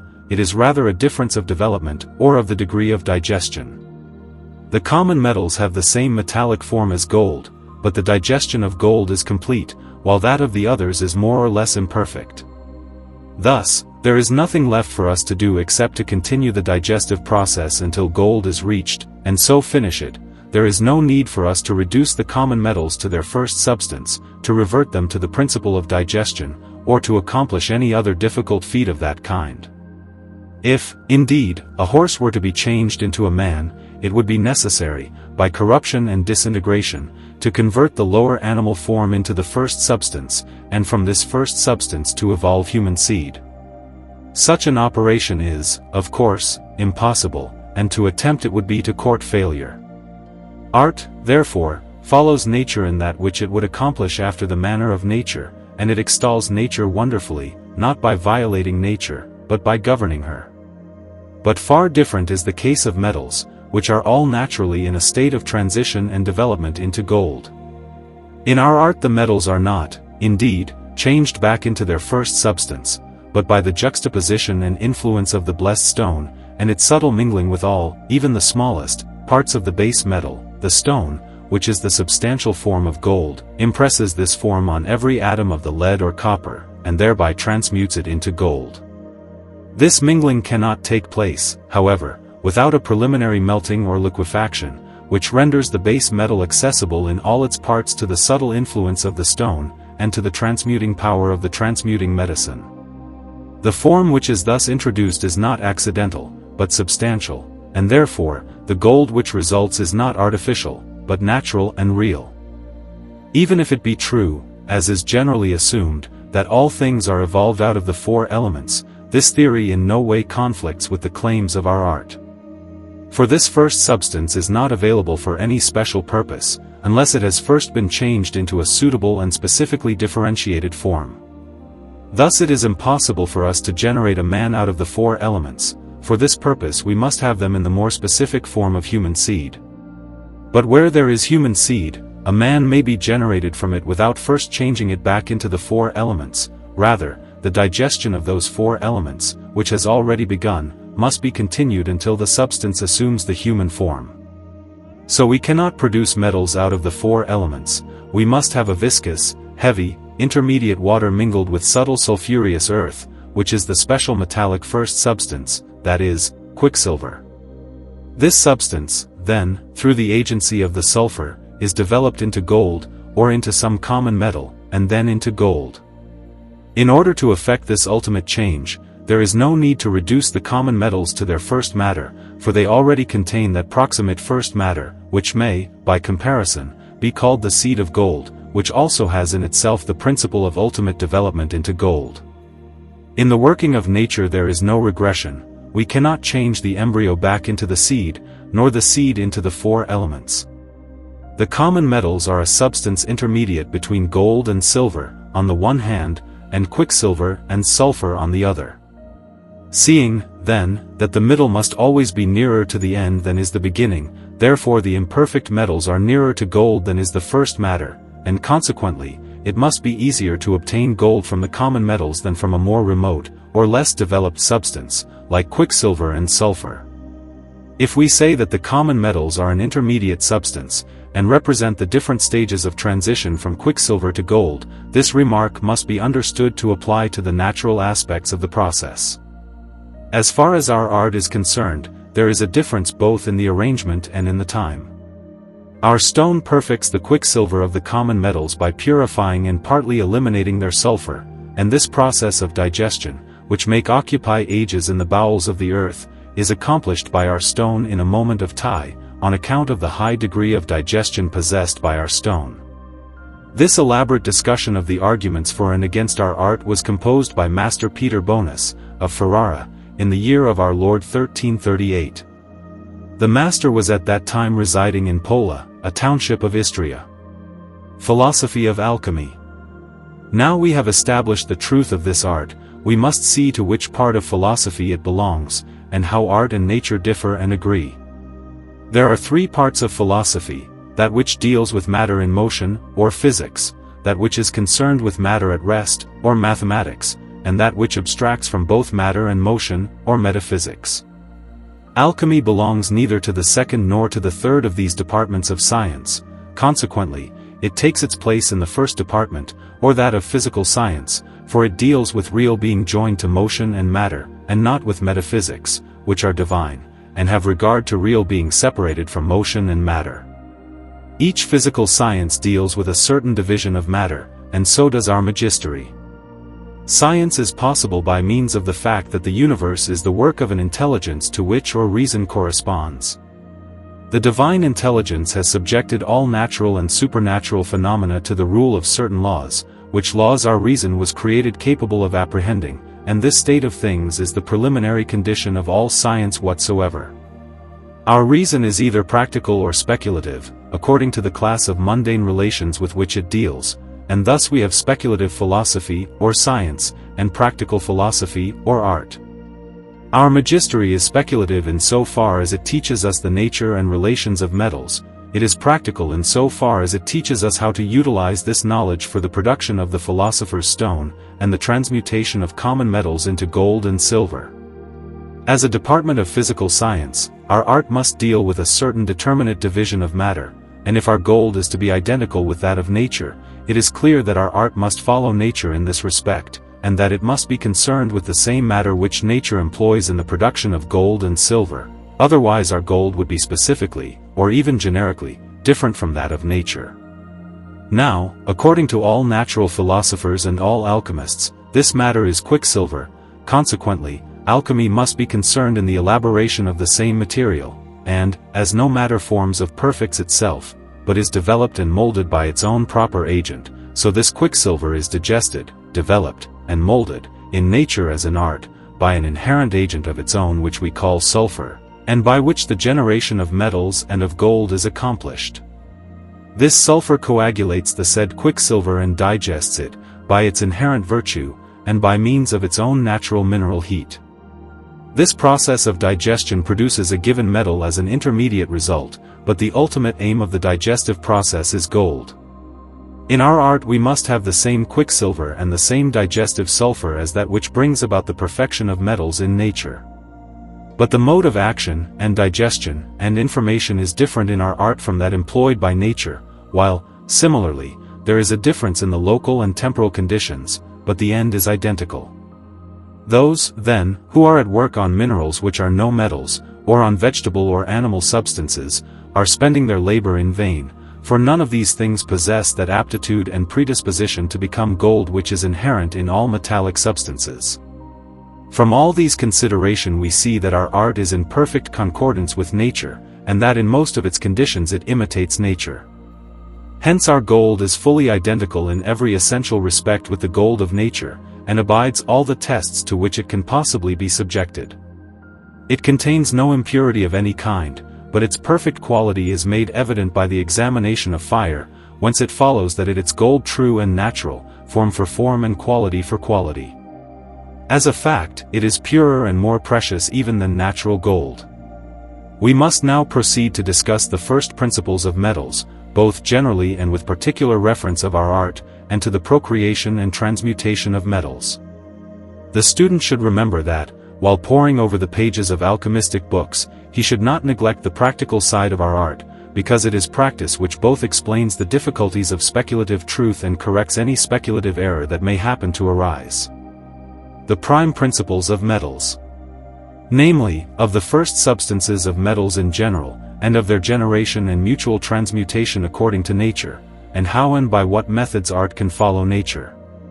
All metals are proved to belong to the same species by their coagulation, by their one mode of commixtion, and by their capacity of retaining their specific properties both when they are melted and when they are coagulated.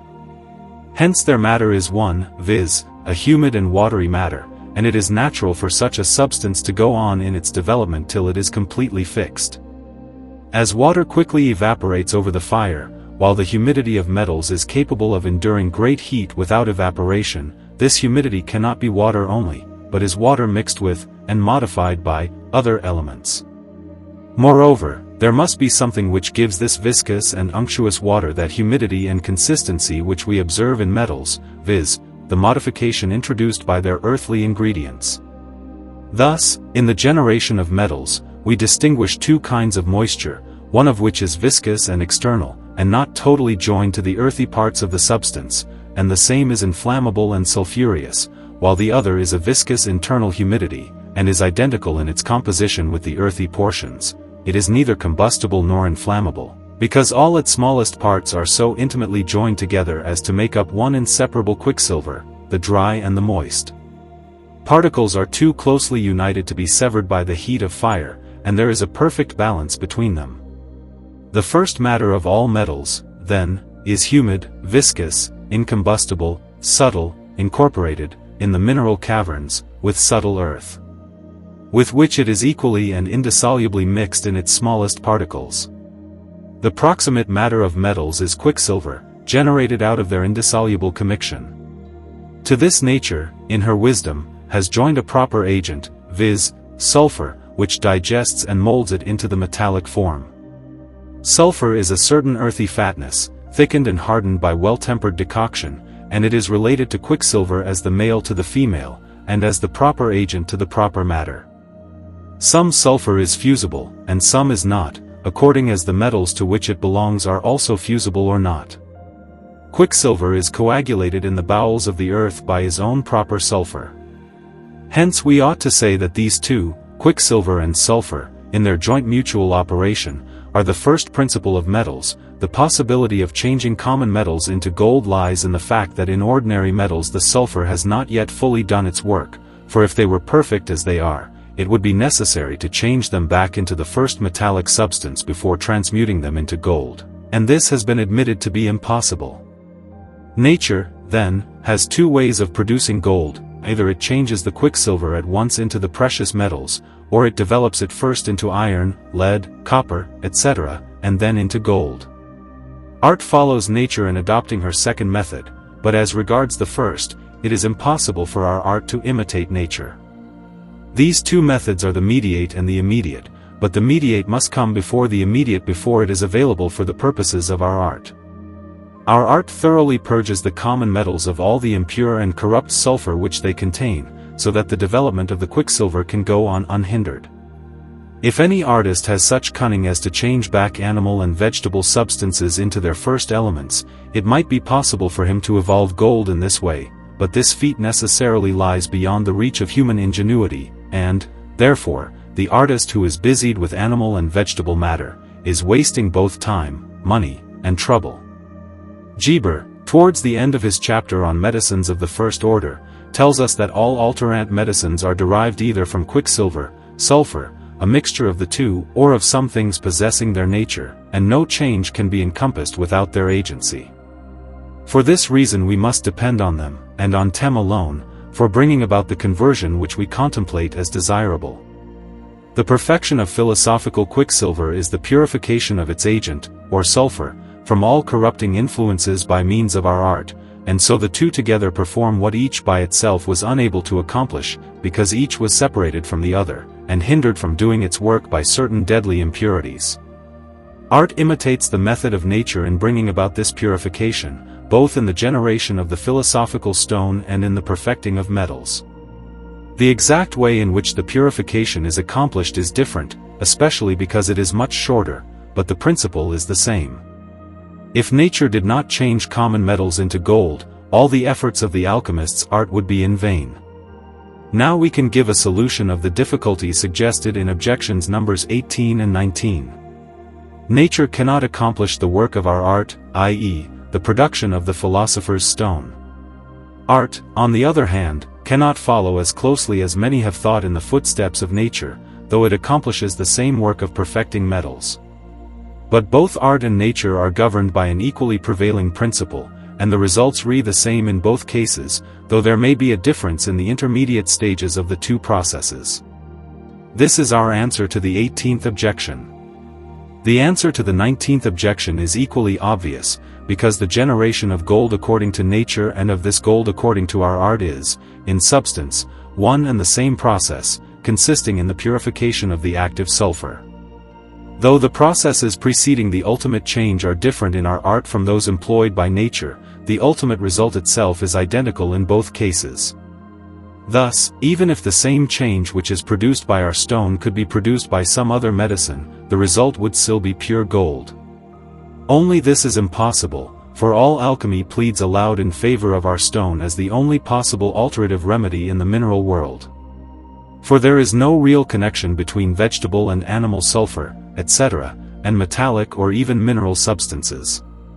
It should be noted that the sulfur hidden in the quicksilver is that which imparts the form of the gold, by virtue of the heat of the mineral old, and the external sulfur, hence the gold color, which we observe in some other metals, does not justify us in calling them gold. There is, indeed, a kind of gold which has been made of silver, reduced to the density of gold, by some pretending to a knowledge of alchemy, which also endures all the ordinary tests, except that it is not sufficiently soft to be malleable, that it is devoid of the true fusible quality, and that it does not absorb quicksilver with sufficient rapidity. Moreover, it is not possible to aurate metals therewith. But this observation shews that the ordinary tests of the assayer are delusive, and that there is such a thing as a substance which an assayer would pronounce to be gold, which yet is not real gold.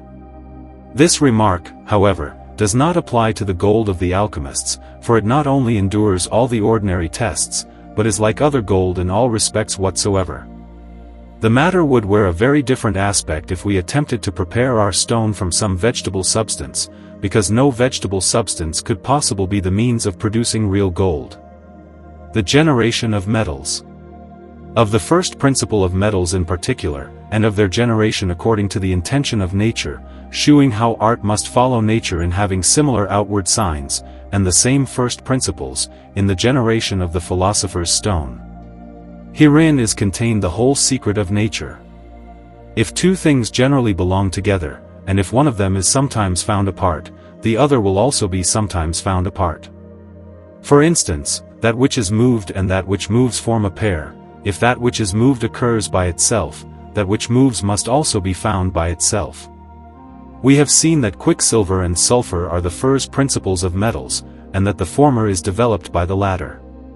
When the sulfur has done its work for the quicksilver, it is separated from it, so that the quicksilver remains by itself. It follows that the sulfur must also be by itself. If, at the end of the digestive process, the sulfur remains mixed with the quicksilver, the result will be one of the base metals.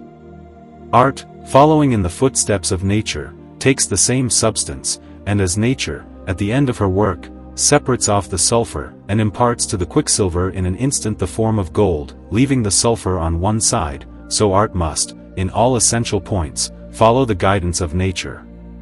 When the artist sees the quicksilver in a separate condition, he knows that the sulfur is also by itself. This separation must take place if the philosopher's stone is to be evolved, and then the substance will receive its form at its own proper time, as assigned to it by nature. Note that we have here the whole secret of nature and the art. Every solid substance, like wood, stone, etc., is bounded by its proper limits, because its solidity gives it power to retain its own shape. But water, oil, and all liquids are bounded by something else. So our metallic humor is at first bounded by something else, but when it becomes perfectly solid and fixed, it also is bounded by its own limits. Note with regard to the quicksilver, etc., etc. When quicksilver is first used in our magistery, it is bounded by something else, but if we would retain it, we should take care to enclose it within its own limits, i.e., to coagulate it with its earthy parts, and not with foreign substances. Note in regard to the conversion of the elements. Then the elements are changed one into another, water into earth, and air into fire. For its earthy parts are nothing but the hidden body of gold of the sages, also called the body, or ferment, or poison.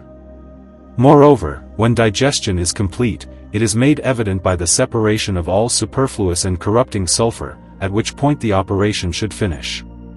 Note with regard to the superfluous sulfur, etc. At the beginning of the process of digestion there were two kinds of superfluous sulfur, of which the first was subtle and combustible. By means of the evaporation in the sublimation this sulfur is separated from the quicksilver. But there is another gross, earthy, and feculent sulfur, which sinks to the bottom of the vessel, over which is the pure, volatile substance. For as in the digestion of must and blood there is separated therefrom a subtle and a gross superfluous substance, and the pure liquid is between the two, so, in our work, there is a fiery and subtle, and a gross and earthy, sulphureous superfluity. This separation is brought about by digestion or coction, supervised by art, which prevents the volatile elements from escaping. So long as the sulfur remains joined to the quicksilver the work is imperfect, just as metals are imperfect under the same conditions, that is, in comparison with gold. This substance is the quicksilver of the sages, and it permits of being united with glass, in other words, with its body, ferment, poison, or salt. This is that which imbibes glass as a thirsty maw drinks old water. This is the medium of union between sun and moon, the same is the electrum of nature. It is also the fugitive slave, and blessed is he who can overtake him, for his nature adapts itself to all things. This also is called virgin's milk. The same substance is meant by all these expressions. The color which appears when the first coction is complete is whiteness. Then we know that the quicksilver is fully separated from the sulfur, hence we observe at this stage the brilliant splendor of the quicksilver. It should, however, be noted that the white color is easily affected by all other colors in turn, seeing that it readily receives their nature and composition. This susceptibility of the white color to even a small portion of some other color may be observed in the dyeing of wool and silk. For whiteness is the element and foundation of all other colors. White substances are equally open to modifications of taste and scent, as, for example, the facility with which the insipid flavor of water may be itself changed by the addition of some more savory substance. The same rule holds good with the simple atmospheric air, which very easily becomes contaminated by odors. In the case of metals this rule does not obtain, for a small quantity of quicksilver whitens a large portion of gold or copper. Note as regards the digestion of quicksilver. When by means of our alchemical digestion we obtain quicksilver from the principles of the metals, then is manifested a full and homogeneous whiteness, but we must take care to remember that the orange color of gold, and the final redness, are both hidden beneath this whiteness. The same will persist till the quicksilver has been overcome, after which the orange and red will replace it. The quicksilver assimilates everything else to its own color, so long as it is in a liquid state, but its color is changed as soon as it is coagulated. It is coagulated by the perfecting agent within itself, i.e., that divine sulfur, which appears white so long as the quicksilver is liquid, but imparts to the quicksilver its own red color as soon as it is coagulated. This divine sulfur is of the nature and form of the sun, gold, while the quicksilver is of the nature of the moon, silver. When these two waters are combined, coagulation takes place with a color of the whiteness signifies the eternal peace and concord of the elements, and the accomplishment of the great work of alchemy. Two secrets, how far also art is more sublime even than nature. Hereby two secrets are revealed to us in our art. The first is the mode of operation, the second is the material, which is so secret, that, though it be very clearly described, men cannot find it. In nature there is only one coction, but as it is necessary to elicit from the white matter the red color which lies hidden beneath, it is necessary also to have two magistries, coctions, or digestive processes, in our art. A mistake is often made in attempting to imitate too closely the exact methods of nature, instead of following the great principles of nature only. The form of gold must be imparted to common metals from within, by development, and not from without, by infusion. Those metals which have a larger admixture of sulfur, partake more of the nature of sulfur, while those which have a larger admixture of quicksilver, partake more of the nature of quicksilver.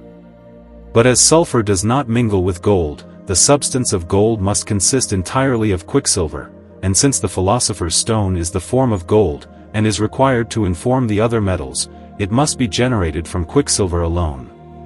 The form of a thing is more noble than the thing itself, and our stone is, for this reason, more precious than gold. For the form is that which makes a thing what it is. Of the form and matter we obtain a compound, this matter is quicksilver and the common metals, and the compound is gold. The result of our magistery is the form of gold. This form by itself would be nothing, because it is unable to manifest its virtues and operations, unless it be combined with some matter, and form a compost therewith. But as it is the form of gold which makes gold what it is, so when our stone impresses itself upon any common metal, it subtly pervades it with the said form of gold in every smallest part, or, in other words, turns it into gold. Here the substance is quicksilver and the common metals, the form is our stone, and the resultant compound is gold. Thus there is only one stone, both white and red, as all alchemy testifies, for as the form of all individuals of the same species is one and the same, it follows that the form of gold is the same, and that there can be only one stone, because alchemy sets itself to turn all metals into gold. Notice also that in most metals you find neither quicksilver by itself, nor sulfur by itself, but a mixture of the two which has the power of development into gold. This is the metallic first matter, and only an ignorant person will look for it in the vegetable or animal world. Epilogue and conclusion. Shewing why the philosopher denied this art, and how he subsequently admitted the secret of gold making. In his fourth book of Meteorology, Aristotle explains why he apparently denied the truth of alchemy. It was this form, he says, which induced the ancient sages to speak of a form apart from its substance. He alludes to the Platonists and Pythagoreans, who spoke of forms or ideas as if they existed somewhere in the air, apart from their concrete manifestations, and were imparted from without to combinations of matter disposed in a certain suitable way. This view is opposed by Aristotle, though it seems that Plato spoke figuratively, and was thinking of the operation of our stone. In the passage which we have quoted, Aristotle certainly appears to understand him in that sense. But in his Metaphysics, Aristotle was anxious to uphold his own view with regard to forms in general, and therefore he spoke as he did. He opposed Plato according to the literal sense of his words, but he never for a moment intended to assail their occult and mystical meaning. In his old age the secret became known to him, and therefore he recanted in his last work the opinion which he had apparently set forth in his earlier writings. When he wrote against our art he was a young man, and was reasoning in a general way, but in his old age he gave the deliberate verdict of his experience, and spoke from particular knowledge. No one is really qualified to pass judgment upon any art or science who knows nothing about it, and is only reasoning from general or universal premises, for nothing is more deceptive than such reasoning, and there is no more frequent or fruitful source of error. Moreover, the opinion of an old man is infinitely more valuable than the haphazard talk of youth, since young men, according to Aristotle himself, are not wise, while wisdom is an attribute of old age. As an old man, Aristotle agreed with the ancient sages, and was heartily willing to admit that this art is true, and according to nature, as he has set forth at length in his Epistle to King Alexander. A demonstration of alchemy after another manner. Here follow the reasons shewing, by a different method from that employed above, that the art of alchemy is true, and that the gold of the stone is purer and more perfect even than natural gold. The gold and silver produced by our art are better and purer than those developed in the ordinary way, because alchemical gold is perfectly purged of all sulphureous dross, while natural gold is still blackened, corrupted, and rendered more perishable by the presence of a sulphureous remnant, for which reason also it is somewhat diminished in the fire. Natural gold is still capable of a higher degree of perfection, but out gold is the highest perfection of the metallic substance.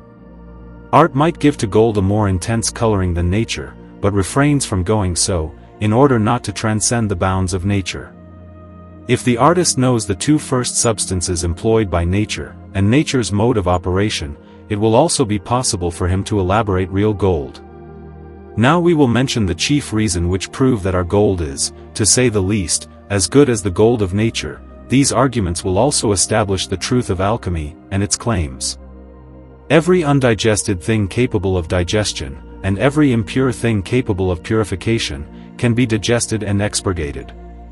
Now this is the case with iron, lead, copper, tin, etc. Consequently, they can be completely digested, and for any metal to be perfectly pure and digested is to be gold or silver, hence all metals can be changed into gold.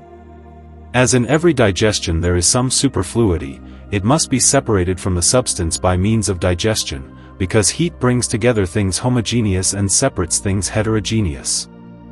Outward heat aids the inward or natural digestive heat, and in this way the digestion is accelerated and perfected, as food is better digested if the inward animal heat be aided by warm baths. In the case of fruits, we see that when there is a deficiency of outward heat, they are not properly ripened. This want of inward heat we meet with him in all metals except gold, and, in comparison with gold, this is true even of silver. Complete digestion is also called aptesis or elixir, while its opposite is described by Aristotle as scatesis or assertion. In the case of assertion the inward heat is not so completely drawn out by means of moisture as in the case of those metals which are subject to aptesis. By digestion, or aptesis, as the philosopher informs us, a new metal is formed out of common metals, because the digestion of the substance is now complete. That which begins to generate by means of digestion, must also complete what it has undertaken by means of digestion, because it is the same agent which predisposes to a certain form and imparts the form itself. This agent is nature, either by herself, or with the aid of art. Do we not see lead, and gold, and all metals, generated by nature in mines out of their first principles, viz., quicksilver and sulfur? But this generation is not brought about without a transitional substance intermediate between the softness of quicksilver and the malleable hardness of the metals. This intermediate substance is coagulated, but not purified, and according to the different conditions of digestion, time, place, quality, etc., becomes either gold, or a common metal with a predisposition to be developed into gold. This intermediate matter is that on which our art sets to work, and it strives to purify and digest it into the form of gold, which can change all other metals into that precious substance. Thus the digestion of our art is different not in kind but in degree, place, and time, from that of nature, being as much more perfect as the form of gold is more perfect than gold itself. But if our digestion, and our place, or artificial organ, are at least equal in power to those of nature, it is clear that the art of alchemy is possible, as far as the conditions of place and digestion are concerned. Moreover, our art must attain better results than nature, because it can bring a well-regulated supply of outward heat to bear on the material, and this outward heat powerfully aids the inward action. But the very question whether our art is able to change back gold into one of the common metals is absurd. Certainly nature never attempts anything of the kind. Nor does our art endeavor to change one imperfect metal into another, since for such a course there is no precedent in nature. We might indeed change each imperfect metal into the next higher, as nature may be supposed to do, if we only knew the exact mixture of quicksilver and sulfur required for such a purpose, but as we do not, and shall never know, we can only change imperfect metals into gold, in which, as we are aware, there must be a total absence of impure sulfur. It is quite possible, however, as Geber says, that this change of one imperfect metal into the one next above it may sometimes take place accidentally, through the failure of an attempt to commute them into gold. Another difficulty is propounded by those who fully admit the possibility of imitating the digestive process by which nature effects the transmutation of common into precious metals, but as nature requires so many years for that purpose, they do not see how our elixir can bring about the change in a moment in time. We answer that the digestion of gold and of our elixir are alone complete, but whereas gold is a compound, and is only sufficiently digested for its own purposes, the elixir is the form of gold, and its digestion suffices not only for itself, but is so exuberant, and capable of such indefinite multiplication, as to make up in a brief space of time for what is wanting in the common metals. The digestion itself does not take place in a few moments, but has been brought about by the preparation of the elixir in our magistery, and is now simply transferred to the common metal in a few moments. Moreover, we must not forget to reckon the amount of digestion which has already taken place in the common metal. And if it be further objected that quicksilver is not half digested like the other metals, but quite crude and undigested, we answer that all the perfection of metals consists in their quicksilver, and that when common metals are perfected, they are cleared of all corrupting sulfur, and only their quicksilver is perfected into gold. As soon as the quicksilver is thus purified, it is of the same nature with the elixir, and can receive some of its exuberant digestion. It is thus very well possible for our art to imitate nature in the generation of gold and silver. The whole process is admirably illustrated by Aristotle's remarks in regard to Atramenta, in the 4th chapter of his Meteorology, and we cannot do better than refer the learned reader to that passage. We are here at least convinced that there is no natural process which art cannot imitate by simply following in the footsteps of nature and assailing itself of every short cut which may be digested by the opportunity of the case. The chief reason why it is not so easy for art to imitate nature lies in the fact that it is difficult to find the first substance employed by nature, as Aristotle says in this first book on heaven and the world. The want of material is the chief cause in anything why something like it is not generated. Hence, if art is to generate the same things as nature, it must succeed in discovering the exact substance with which nature works, and must then deal with it according to nature's methods. Since, then, our art has found the substance of gold and silver, it is proved to be possible, as far as the substance is concerned. And as our art possesses also the form of gold and silver, and the combination of the substance and form of anything will produce that thing, it is clear that the art of alchemy must possess the secret of producing silver and gold. Moreover, the substance of anything is never found by itself, but always in combination with its form. From this very fact it would follow that if alchemists are really in possession of the substance of our stone, they must also be able to evolve its form. It is, then, the business of the alchemist to consider the form of metals, both perfect and imperfect, and the two are ultimately found to be both the form and the substance of gold. The proper method of procedure in the proper substance causes the generation of the form in that substance. The substance of common metals is the same as that of gold. If, then, the form of gold, or the elixir, be added to them, they must become gold. As the common metals become gold and silver by means of a natural process, it is quite possible that the same result should be brought about by means of the alchemist's art. Second argument. Whatever has the same causes as some other thing, has also the same accidents, or, in our case, the same composition. Now, the causes of all metals are the same, consequently they all have the same composition. For their matter, their form, and their ultimate destination are the same. They are all equally fusible and malleable, which is not the case with any other substances, and shews that they are all destined to the same ultimate form.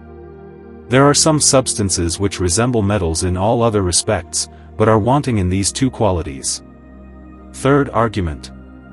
Things which agree in matter are easily changed into each other. Now metals answer to this condition, consequently they are mutually transmutable. The reason why they are easily changed into each other is that they are all not very remote from their common first matter, which admits of division into the four elements. Moreover, they all consist of the same matter, viz., quicksilver and sulfur, which again facilitates their mutual transmutation.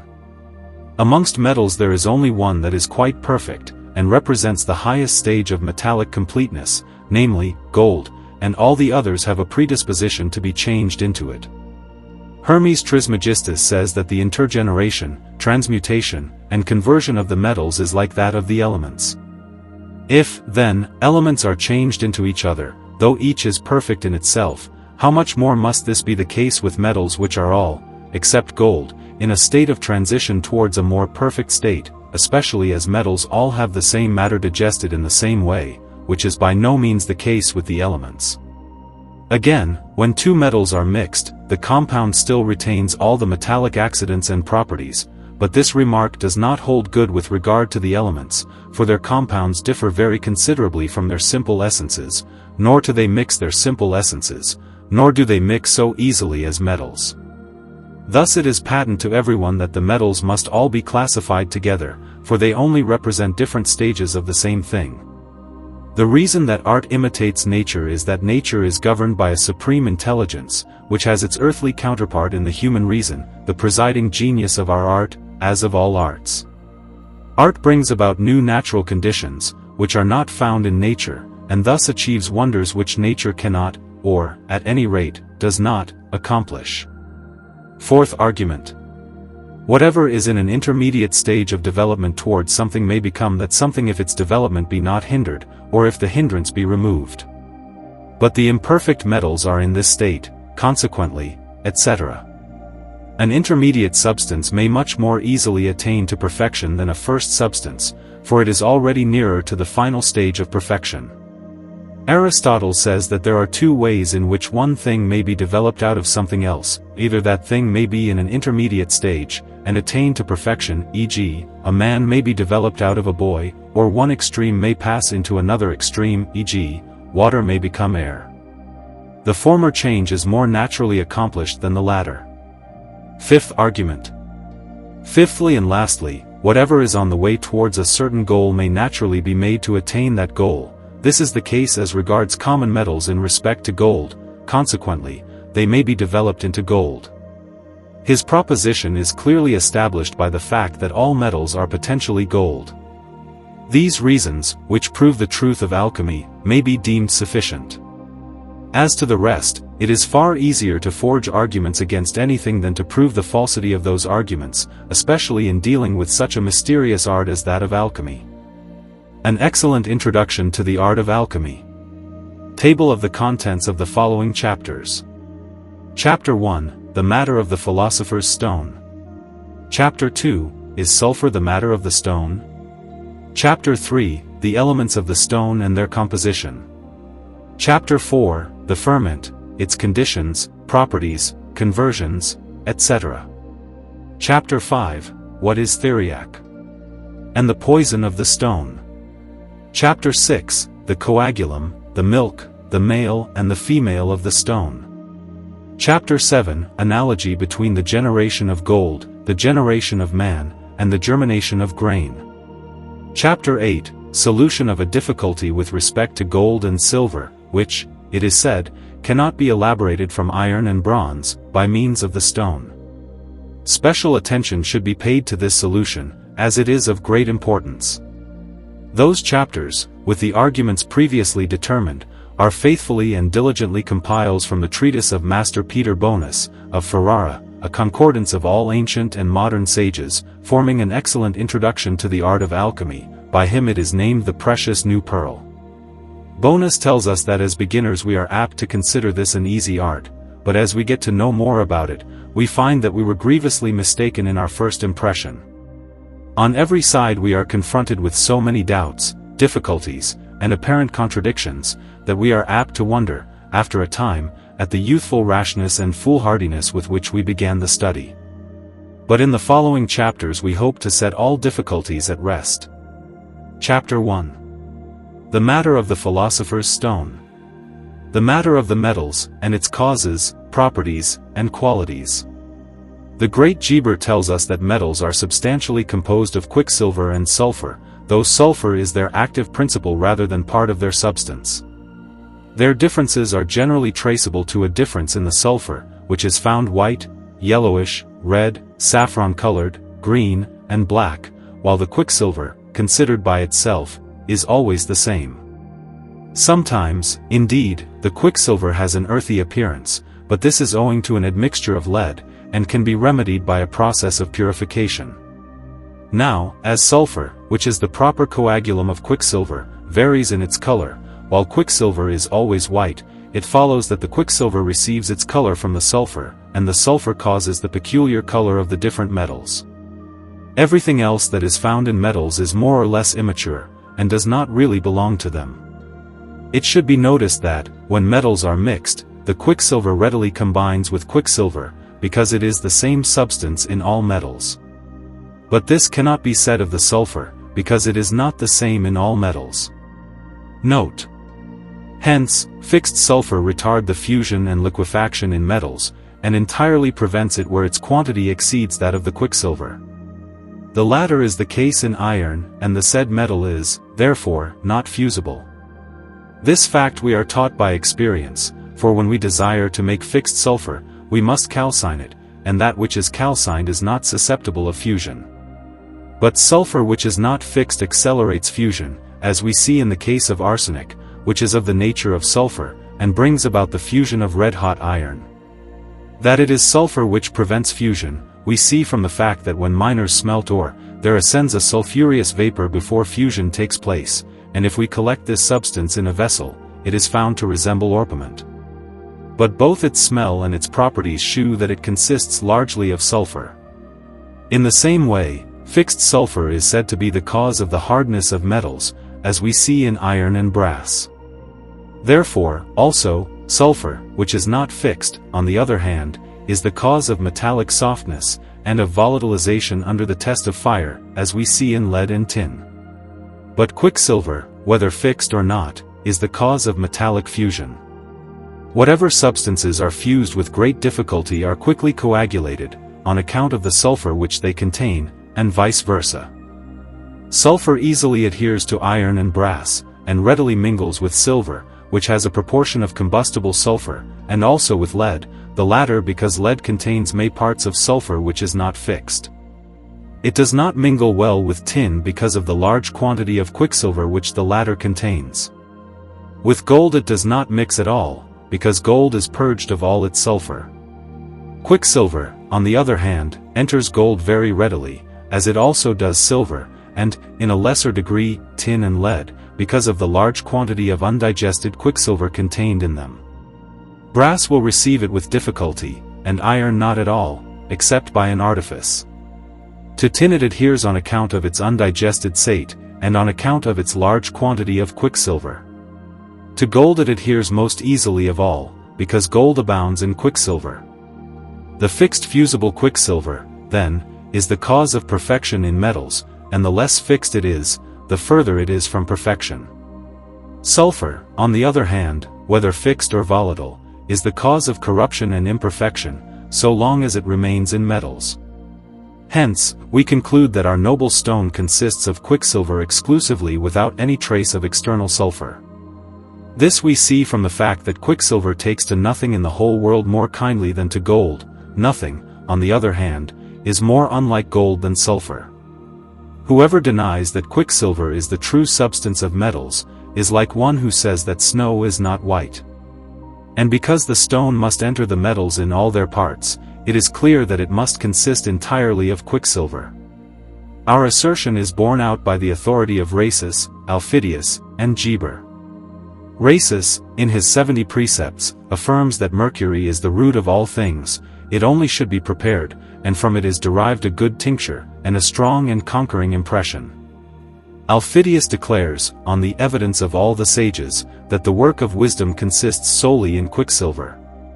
So also Geber says, in his chapter on the procreation of iron, "Let us raise the blessed, glorious, and most high God, who created quicksilver, and gave it a substance, and imparted to his substance properties which no other substance on earth can possess.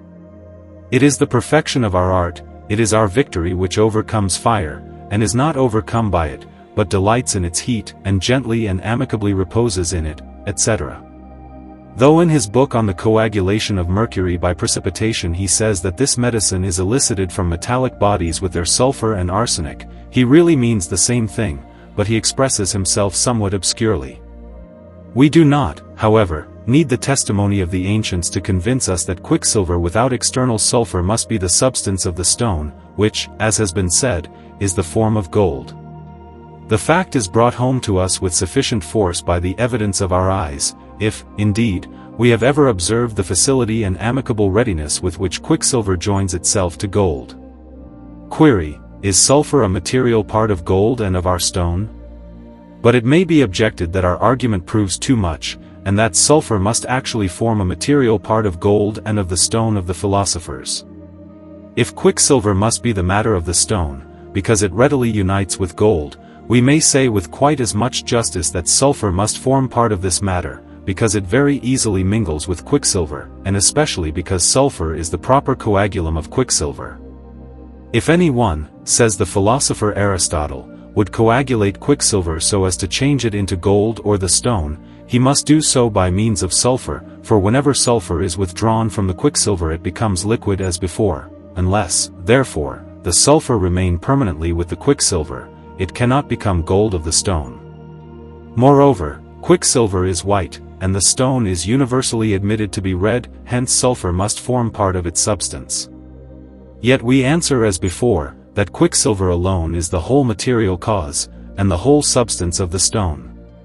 You should, however, know that quicksilver in its first creation has many parts of an earthy, white, sulphureous matter mingled with it, which are most subtle and belong to its own material substance, and without which it would have no consistency. These particles cause first its white and then its red color in the operation of the magistery. Thus Aristotle calls quicksilver a water mingled with a certain subtle sulphureous earth. A hint to the same effect is thrown out by Geber in his chapter on the nature of quicksilver. There is an inward sulfur as well as an outward, he tells us, and this internal sulfur forms part of the substance of the quicksilver, and is the true agent in coagulating it. At least, both are not fixed, and both are instrumental in coagulating the mercury. But when the quicksilver with his own inward sulfur is mixed and coagulated, and has received from it either the white or red color, then the external sulfur can no longer combine with it, because they have become dissimilar. Hence it may be urged that it cannot form part of the substance of our stone. Here we come upon the great secret of our art, that quicksilver is coagulated, not by mixture with anything else, but is both coagulated and colored into perfection by its own internal sulfur, while it is colored and coagulated to corruption by external sulfur. If the quicksilver could be coagulated by any other substance, whether mineral, vegetable, or animal, it would be a foreign coagulum, and the coagulation would not be that which we require. We see, then, that this external sulfur, though it be active in metallic generation, cannot itself form part of the substance of our stone, and the task before us is to get the quicksilver by itself, and to coagulate it without the contaminating influence of the outward sulfur, since that which generates cannot be part of the substance generated. Chapter 2 explains the dictum of the ancient sages that sulfur alone is the matter of the stone and of gold. Those who superficially skim the writings of the sages might arrive at the conclusion that sulfur alone is the substance of our stone. So Rosinus says that incombustible sulfur, which has prevailed against fire, is that which the sages are in search of, and, elsewhere, that no tincture can be obtained except through pure water of sulfur. Again, the precious color of the philosophers is derived from sulfur. So, also, Solomon, the son of David, calls sulfur the stone which God has placed above all other stones, which is prized by those who know it, and thought vile by the multitude. Bulas, in the Tuba Philosophorum, asserts that the pure water is obtained from sulfur, yet not from one sulfur only, but from several things which make up one sulfur. And Anaxagoras exclaims, "Know that the perfection of this work is the water of sulfur." To this question we, nevertheless, answer, as above, that the perfection of our magistery consists in quicksilver alone, which contains in its composition dry sulphureous particles, which tinge and color it white in actuality, and red in potentiality, and are that which gives to it perfection and form. But, as this internal sulfur cannot be active without some outward impulse, nature has added to it, in all metallic ore, a certain external sulfur which stirs it into action. Our magistery, of course, imitates nature in this respect. Because of this inward sulfur, which coagulates the quicksilver, and forms part of it, and is unknown to the multitude, the ancient sages have spoken of quicksilver as sulfur, and this hidden sulfur is made manifest in the magistery of our art by a grand artifice. Our sulfur, say they, is not the sulfur of the multitude, because common sulfur burns with a black smoke and is consumed, but the sulfur of the sages burns with a white smoke and is perfected thereby. It is this sulfur which whitens and imparts the red color, and coagulates and perfects the quicksilver into the substance gold in nature, and of the philosopher's stone in our art. It should be observed that, as everything is composed of matter and form, and is what it is by virtue of its form, a thing has the more being to more it possesses of the form. Quantity does not enter into the definition of form, since quantity and passivity belong to matter. When the substance is small in proportion of the form, there is much activity, much virtue, with great intensity of being, because there is proportionately much form. Concentrated force is more powerful than that which is divided. If this be so, we may say that, as the red luminous sulfur hidden in the quicksilver is the form of gold, it is that which tinges and transforms every kind of metal into gold. For this reason, the tincture is said to be derived rather from the quality and form, or sulfur, than from the quantity, or quicksilver. The intense redness thereof approaches black, or the color of liver and of aloes, as declared in the Book of 3 Words. Since one part of it tinges and forms 1,000 parts of any metal into gold, according to the consensus of the philosophers, it must have much strength, a concentrated entity, and much form, or, rather, itself is the pure form of gold. Hence, on account of its redness, its operation can be extended to a great quantity of any kind of metal, so as to tinge and perfect it into gold. When the stone is brought into loving contact with common metals, it purges away the external corrupting sulfur, thus they become white, and of the nature of pure quicksilver, and the form of gold being added to its substance, of course they become gold. This tincture, by means of which the perfecting process is brought about, is the sulfur of the sages, the divine sulfur, and the stone of the philosophers, the secret sulfur with which all things are aureate and beautified. It is the precious substance which the sages call by so many mysterious names, the shadow of the sun, the coagulum of quicksilver, that which flies with things flying and rest with things at rest, the gold of the philosophers, that which is sought of many and found of few, the quintessence, the salt of Harmonia, the vinegar of the sages, the golden tree, of whose fruit whosoever eats shall not hunger again, that which is nourished and generated in the fire, and delights in it as in its native element, that which, like man, is a microcosm or little world. It is the second sulfur which is joined to the first sulfur, producing a third sulfur, of which it is said that sulfurs are contained in sulfurs. Note concerning the water and the oil of sulfur. The water of sulfur, or oil of sulfur, is quicksilver extracted from this composite sulfur. It is a living water, and that which the sages call the virgin's milk, the pure, heavenly, and glorious water. It is sometimes referred to as the flying bird, which is substantially identical with the said sulfur, but diverse from the vulgar kind. Is sulfur alone the whole material of gold?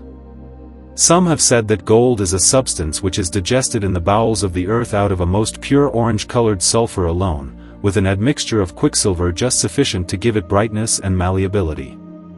But they say that gold receives from sulfur its substance, color, fusibility, and all the rest of its proper accidents.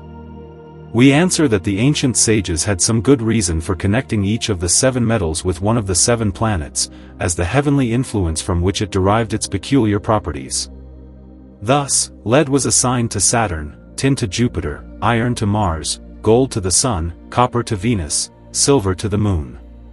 But to Mercury they assigned no metal, because only these 6 have attained to coagulation, with fusibility and malleability. In the 7th place, however, they did place Mercury, not as a metal, but as the first matter of all metals. If they had thought that this place belonged to sulfur, they would have associated sulfur, and not Mercury, with the 7th planet. Hence, it must be concluded that quicksilver, and not sulfur, is the origin, matter, and substance of metals. The question now arises as to what Aristotle meant by refusing to identify the material of a thing with its form, as was done by the Platonist and the Pythagoreans. It is clear from his words that he did not take the meaning of the ancient sages. The material of alchemy, the first matter, or chaos, according to the ancients, is that in which everything exists in a confused state, i.e., the quicksilver of the sages in its primary condition, generated by a kind of preliminary digestion. This is the stone which they seek, concealed from the senses, but manifested to the mind, the form and flower of gold. The knowledge of this material is more important than anything else in alchemy. For it opens up the knowledge of all other causes, properties, and conditions, and, finally, of the form itself. But if we do not know the right material, it is simply impossible for us to know anything about it. Hence, this question, what is the material, must be the first problem solved by the student of alchemy. This material is, of course, by its very nature, disposed to receive its own proper form, just as the grain of wheat has in it the disposition to become wheat. Thus, if we define matter as that in which the form inheres, there is, after all, not so much difference between material and form, but that, in our art, at least, we may confidently identify them. There could be no such thing as a substantial form, if there were no material possessing a capacity of being developed in a certain direction. If anyone, then, would know the form of gold, he must first know the material of the stone. Hence, we see that real insight into the nature of a thing depends on an accurate knowledge of its material. Chapter 3. We must now proceed to inquire what are the elements of the stone, and how they are the same in gold as in all composite substances, not only on earth, but also in the heavens. We affirm that all elements of the stone must be first purified, and then evenly mixed in the right proportions, so that the resultant compound may be permanent. Hence it is necessary to say something about the elements. There are many persons at the present day, even as there were some in the past, and will be others in the future, so long as investigators abide by the literal words of the sages, who know not the meaning of our art, and are endeavoring to extract the philosopher's stone from all sorts of fantastic animal and vegetable substances. These substances they have subjected to all the processes described in our orthodox treatises, and have obtained in the end something white and something red, which, however, have none of the blessed properties of our stone. These persons do not know that every form must be extracted from that proximate matter in which it is potentially contained, that is to say, the material and the form must both belong to the same natural genus. If we wish to understand the nature of a man, we shall not waste our time in studying the essential properties of a tree or of a stone, for them we should never get beyond these substances, which, however interesting in themselves, are quite foreign to our subject. Alchemy sets itself to transmute metals into gold, hence we must study the essential properties of gold and of the other metals, and we must look for our first substance among metals, and not in the animal or vegetable world. Know, then, that a knowledge of the essence and nature of a thing is obtained from a knowledge of its first principles, or proximate causes. We cannot understand the changes of bodies, or even of quicksilver itself, if we have no radical knowledge of its essential properties. The principles of being and of knowing, says Aristotle, are the same as things are, so they must also be understood and known. If we understand the substance of our stone as it is, there is nothing left to study but the method of treatment, and this method will be suggested by the knowledge we already possess. Every compound consists of a mixture of 4 elements, 2 of which are enclosed, viz., fire and air, while 2 enclose them, viz., earth and water, whence we see that in every composite there is a superabundance of earth and water. Fire and air are the formal and moving principles, the 2 others are the material and passive principles. The virtue of fire and air can appear only in the earth and water, as the virtue of the form can appear only in the substance. For even as the form is included or hidden in the matter, so are fire and air included in earth and water. Rhasis calls fire and air the occult, water and earth the manifest principles of a compound. Since, then, the strong are enclosed by the weak, the compound is easily corrupted, and the formal principles by their exhalation give to the others form, color, taste, smell, etc., but so long as the material principles remain, they are not wholly deserted by the formal. If, on the other hand, the compound is not easily destroyed, it is on account of the strength of the enclosing principles. If both are weak, the whole compound is very perishable, e.g., camphor. If both are equally strong, even smallest part of the compound coheres in a permanent union with every other. When the humid and the dry, and the hot and the cold, are so evenly balanced that there is an equilibrium of the elements, they are perfectly united, and the compound is indestructible. The elements of our art, then, are the humid and the dry, i.e., water and earth. In water there is enclosed air, and in earth fire. But the radical element from which all others are derived, is humidity, or water, that is, liquefaction, or, according to others, earth. We may reconcile the 2 views by stating, on the authority of Empedocles, that when water is thickened, it becomes earth, earth floats upon the waters, and is founded upon the waters, as we learn from Morienus and Hermes.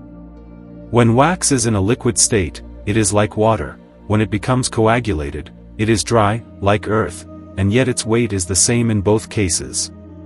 Alexander sets forth, in his Epistle, that all the philosophers apply the name of fire to everything that is hot, of water to all that is flexible, and of earth or stone to whatsoever is coagulated. But neither water nor any other element by itself is of much use to us in this art. They must all be first separated and severally purified, and then recombined in even proportions, that is to say, when the water has been purified, we must add to it the purified earth, and then we shall have all the four indissolubly united, and the work will be perfect. If they are not so united, the fire resolves the water into steam, together with the earth, and the whole compound perishes. If, then, you would succeed in mixing elements, you must know their nature and properties. Convert the elements, says Alexander, make the humid dry, and the volatile fixed, and you have what you seek. Know that, then, all elements are actually converted into earth, and the other elements are, and remain, with it potentially and virtually. Hence, Hermes says that earth is the element out of which everything is made, and into which everything is converted. In the composition of the stone and of gold we have a perfect equation of the elements. This well-tempered substance can neither be destroyed by the violence of the fire, nor vitiated by the impurity of the earth, nor spoiled by an excess of water or air. The stone and gold are thus generated in the fire, and, like everything else, flourish in their native element. They are, therefore, indestructible by fire, and are rather perfected and improved by it than otherwise. These remarks, in the opinion of the ancient sages, had a direct bearing upon the constitution of the heavenly bodies. They, like the philosopher's stone, are composed of such an evenly balanced mixture of the elements as to be indestructible. The active and passive elements are so accurately matched in their composition that the formal cannot be separated from the material principles. Hence, nature has placed nearest to them the sphere of fire, which conserves rather than destroys them. For elementary fire is related to the heavenly bodies as material fire is related to gold and our stone. It is through this wise natural arrangement that the heavenly bodies may be said to be practically indestructible and eternal. There are, then, four elements, by reason of the four primary qualities, and they are mutually convertible, because every one is potentially in every other, and they are constantly generating and destroying each other. In substance, there is from the beginning of the world only one element, or first matter, out of the conflicting qualities of which the four elements are generated by division. Similarly, there are in the first substance of this stone four elements potentially, which by our art are separated, and then again combined. Moreover, we believe our stone to be incorruptible, not only through the equation of its elements, but also through the addition to it to the fifth element, just as the great world is composed of four corruptible elements, and an incorruptible one, which is the quintessence. It is this quintessence which, in the small world of our art, holds the four elements together in indissoluble union, which also, according to Alexander, is neither hot nor cold, neither moist nor dry. This soul of our art is the divine incorruptible sulfur. Other elements are the body, soul, and spirit, the dry and the humid, the fixed and the volatile, the white and the red. As of all the elements earth alone is fixed, and as the elements at the end of our magistery must become fixed, it is clear that they must all be converted into earth, or the fixed state of the philosophers. Chapter 4. Of the ferment, and the modes, conditions, properties, and conversion brought about by it. Of the ferment, which is the great secret of our art, and without which it cannot attain its goal, the sages speak only in the very obscurest terms. They seem to use the word in two senses, meaning either the elements of the stone itself, or that which perfects and completes the stone. In the first sense our stone is the leaven of all other metals, and changes them into its own nature, a small piece of leaven leavening a whole lump. As leaven, though of the same nature with dough, cannot raise it, until, from being dough, it has received a new quality which it did not possess before, so our stone cannot change metals, until it has changed itself, and has added to it a certain virtue which it did not possess before. It cannot change, or color, unless it have first itself been changed and colored, as we learn from the Tuba Philosophorum. Ordinary leaven receives its fermenting power through the digestive virtue of gentle and hidden heat, and so our stone is rendered capable of fermenting, converting, and altering metals by means of a certain digestive heat, which bring out its potential and latent properties, seeing that without heat, as Theophrastus tells us, neither digestion, operation, nor motion are possible. The difference between ordinary leaven and our ferment is that common leaven loses nothing of its substance in the digestive process, while digestion removes from our ferment all that is superfluous, impure, and corruptive, as is done by nature in the preparation of gold. It is because our ferment assimilates all metals to itself, just as common leaven assimilates to itself the whole mass of dough, that it has received this name from the sages. Hence it appears that quicksilver, being of the same substance with the metals, when fermented and changed into the same substance as the ferment, transmutes into its own nature every fusible substance of its own kind, and, as its nature is that of gold, it converts all metals into gold. It is true the action of this ferment is not quite analogous to that of leaven.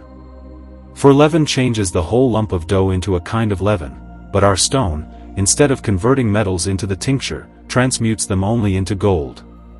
Our stone rather changes all metals into a kind of intermediate substance, such as is the substance of gold, between that which they were before and the alternative ferment. The color, too, of gold is intermediate between the blackness of iron, the redness of copper, the livid gray of lead, and the whiteness of silver. The degree of digestion which is obtained is also intermediate between that of copper and iron on the one hand, and that of tin and lead on the other.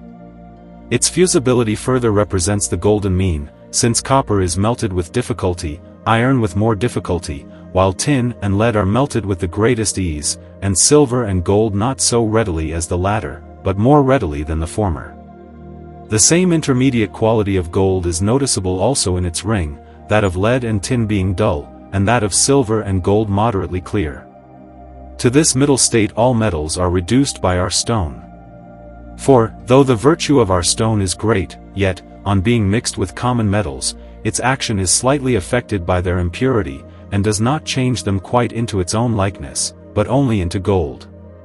More difficult is the second sense of the ferment, which is the truly philosophical ferment, and wherein is the whole difficulty of our art, for in this sense it signifies that which perfects our stone. The word ferment is derived from a root which denotes seething or bubbling, because it makes the dough rise and swell, and has a hidden dominant quality which prevails to change the dough into its own nature, rectifying and reducing it to a better and nobler state.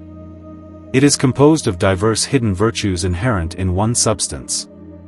In the same way that ferment which is mixed with our quicksilver makes it rise and swell, and prevails to assimilate it to its own nature, thus exalting it into a nobler condition. In itself quicksilver has no active virtue, but if it be mortified together with this ferment it remains joined to it forever, and is thenceforward changed into the nature of the sun, the whole being developed into ferment, which in turn develops all things into gold. The ferment of which we speak is invisible to the eye, but capable of being apprehended by the mind. It is the body which retains the soul, and the soul can shew its power only when it is united to the body. Therefore, when the artist sees the white soul arise, he should join it to its body in the very same instant, for no soul can be retained without its body. This union takes place through the mediation of the spirit, for the soul cannot abide in the body except through the spirit, which gives permanence to their union, and this conjunction is the end of the work. Now, the body is nothing new or foreign, only that which was before hidden becomes manifest, and vice versa. The body is stronger than soul and spirit, and if we are to retain them, we must do so by means of the body, as the Tuba and Plato agree. Without this hidden spiritual body the stone can neither ferment nor be perfected. Of course, the body, soul, and spirit of pure stone are only different aspects of the same thing, and according to these aspects the sages call it now by one name, and now by another. The soul, says Plato, must be reunited to its own body, or else you will fail, because the soul will escape you. And Hermes insists that it must be its own original body, and not one of an extraneous or alien nature, as attempted by some who are ignorant of this arcanum. Rhasis says that the body is the form, and the spirit the matter, and rightly, because as no substance can exist without form, which is its real being, so the soul, through the mediation of the spirit, cannot be in the stone except by the body, because its being and perfection depend on the body. Hence, the body is their bond and form, though they are the same thing. As that which imparts its form to the stone and to gold, is something fixed, and a body, while mercury is that which receives fixation and a form, it follows that the body is the form. The body, then, is that which is the form, and the ferment, and the perfection, and the tincture of which the sages are in search. It is also the soul and gold of the philosophers. It is white actually and red potentially. While it is white it is still imperfect, but it is perfected when it becomes red. The sun, says Rosinus, is white in appearance, and red by development. Anaxagoras teaches that the sun is an ardent red, but the soul to which the sun is united by the bond of the spirit is white, being of the nature of the moon, and is called the quicksilver of the philosophers. Hermes tells us that without the red stone there can be no true tincture. The red slave, says Rhasis, has wedded a white spouse. We now see the truth of the saying that there are two kinds of gold, one white and one red, but the one must be in the other. This white gold is, according to Rhasis, a neutral body, which is neither in sickness nor in health, and it is, of course, quicksilver. Geber says that no metal is submerged in it except gold, which is the medium of conjunction between the tinctures. That it is the true ferment, Hermes tells us in his 7th book, when he says, note, that the ferment whitens the compound, prevents combustion, holds the tincture together, and makes them enter each other and remain in union, etc. So also Morienus affirms that the ferment of gold is gold, as the ferment of dough is dough. From these considerations we see clearly how silver and gold are of the same nature, and that silver precedes gold, and is predisposed to gold, while gold is hidden in silver, and is extracted from its womb. Hence, Senior says that the rising sun is in the waxing moon. Know, ye students of this art, cries Zeno in the Tuba Philosophorum, that unless you first make it white, you will not be able to make it red, because the white potentially contains the red. If there be too little gold in the compound, says Dardanus, the tincture will be brilliantly white. Alphidius says, know that the dealbation must come first, for it is the beginning of the whole work, and then the rubefaction must follow, which is the perfection of the whole work. Since the entire substance, viz., the soul united to the body be the spirit, is of the pure nature of gold, it is clear that whatever it converts, it must convert into gold. At first, indeed, the whole mass is white, because quicksilver predominates, but because gold is dominant, though hidden, in it, when it is ferment, the mass in the second stage of our magistery becomes red in the fullness of the potential sense, while in the third stage, or the second and last decoction, the ferment is actively dominated, and the red color becomes manifest, and possesses the whole substance. Again, we say that this ferment is that strong substance which turns everything into its own nature. Our ferment is of the same substance of gold, gold is of quicksilver, and our design is to produce gold. The ancients gave the name of body to whatsoever is fixed and resists the action of heat. Moreover, it has the power of retaining in a compound that which is essentially incorporeal and volatile, and attempts to volatilize the body, viz., the soul. Spirit they called that which constitutes the bond between body and soul, and, by abiding with the body, compels the soul to return to it. And yet, body, soul, and spirit are not three things, but different aspects of the same thing. As bond between body and soul, the spirit is said to prevail during the magistery from beginning to end. So long as the substance is volatile and flees from the fire, it is called soul. When it becomes able to resist the action of the fire, it is called body. The force of the body should prevail over the force of the soul, and instead of the body being carried upward with the soul remains with the body. The work is crowned with success, and the spirit will bind with the two in indissoluble union forever. Since, then, the body perfects and retains the soul, and imparts real being to it and the whole work, while the soul manifests its power in this body, and all this is accomplished through the mediation of the spirit, it has been well said that the body and the form are one and the same thing, the other two being called the substance. But how are we to understand Plato's remark that he who has once performed this work need not repeat it, as his fortune is made forever? The words do not mean that he who has once prepared the tincture can multiply its quantity indefinitely, just as he who has once struck a fire out of a stone can always keep himself provided with fire simply by adding fuel to it. The authority of Plato is supported by that of Rhasis, who speaks in a similar fashion. They should be interpreted, however, not according to the letter, but according to the spirit. He who has once succeeded in preparing this medicine need not any more go through the experience of his failures and mistakes. He now knows how to perform all the processes of our magistery properly, and, therefore, if ever he should need a fresh supply of the medicine, he will be able to provide himself with it without much trouble.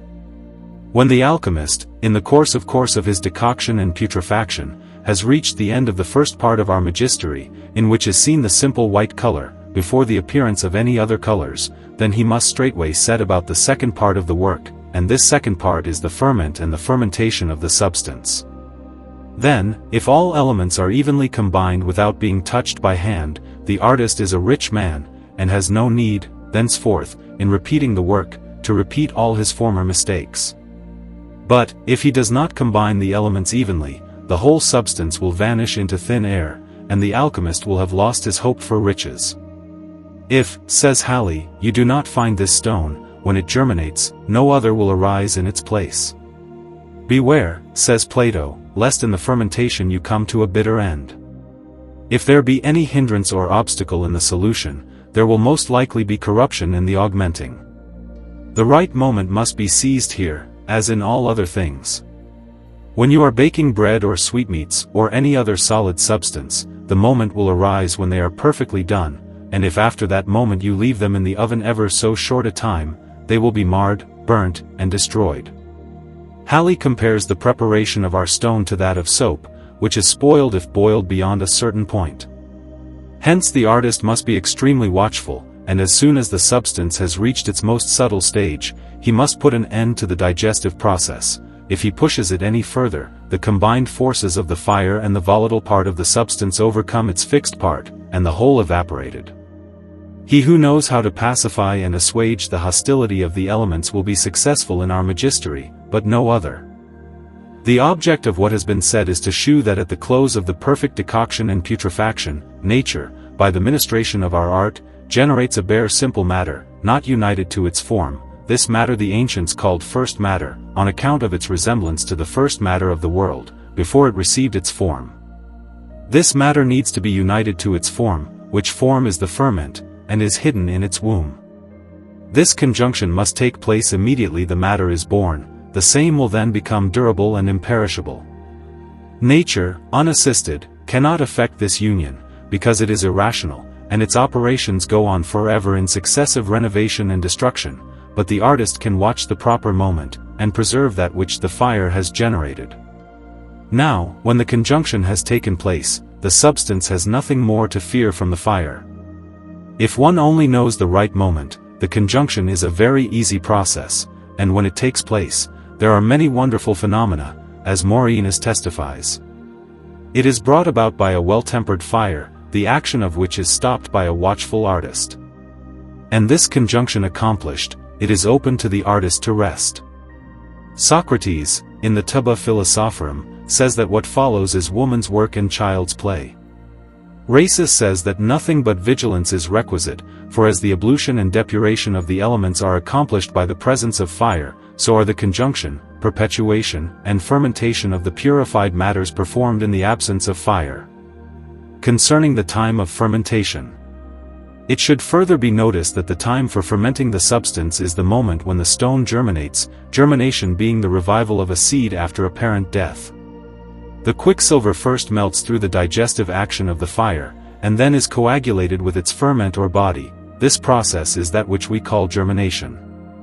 What a man sows, says Rhasis, that shall he also reap.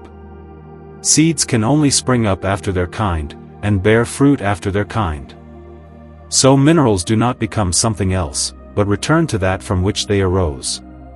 Yet, how can nature generate a simple substance not united to its form? This is, nevertheless, a fact according to the ancients, but in a metaphorical sense. Aristotle says that as the reason comes to a man from without, so the vegetative and sensitive soul comes from within. There is in seed the soul and the body, but there is added to it from without the rational spirit. In the same way we are to understand the metaphorical dicta in our art. Again, the action of heat in itself is not determined in any particular direction, or towards any particular end, but for the attainment of any such purpose it has to be used and regulated by an intelligent mind. When I say heat, I mean the elementary fire which is generated in all things, both animals, and vegetables, and metals. This natural fire, without which there is neither growth nor generation, is the instrument of the mind, and is regulated by the artist, in respect of quantity, quality, and time, for the attainment of a certain well-defined end. If the heat be continued beyond a certain point, the form which it had generated is again destroyed. The action of fire in itself only tends to combustion, but man may regulate it so as to affect many other objects. Hence, Pythagoras says that man is the measure of all things. Nature is blind and its action indefinite, it follows all the influences which are brought to bear on it, in this or in that direction, but the will of man is free, and can regulate and modify the working of nature so as to bring about its own ends. If the will of man follow nature, nature will go beyond the proper point, and spoil everything. The object of nature in all things is to introduce into each substance the form which properly belongs to it, and this is also the design of our art. When, therefore, the quicksilver of the sages has been generated by the skill and wisdom of the artist, the form must be added to it, and then the work stopped at once, since its end is reached, and anything more can only spoil it. If the mercury were coagulated by some foreign, non-metallic, substance, it would not be of the slightest use, since in nature only homogeneous things will combine. The coagulation by means of arsenic and common sulfur, though they are mineral substances, tends only to corruption. Chapter 5. What is theriac, and what is called the poison in the philosopher's stone? The ancients have mentioned, as component parts of this stone, theriac and poison. Like the ferment, they are either the perfect stone, or that which perfects it.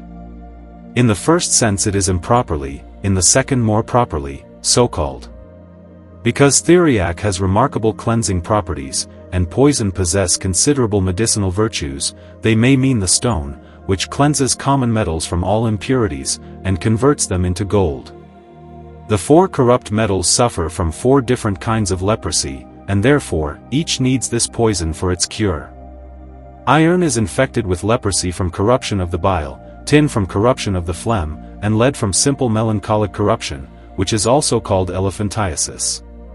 All these corruptions are due to the presence of impure sulfur, which is removed by our poison, or washed away by means of our theriac. Silver suffers from a phlegmatic leprosy, because it contains a proportion of combustible sulfur.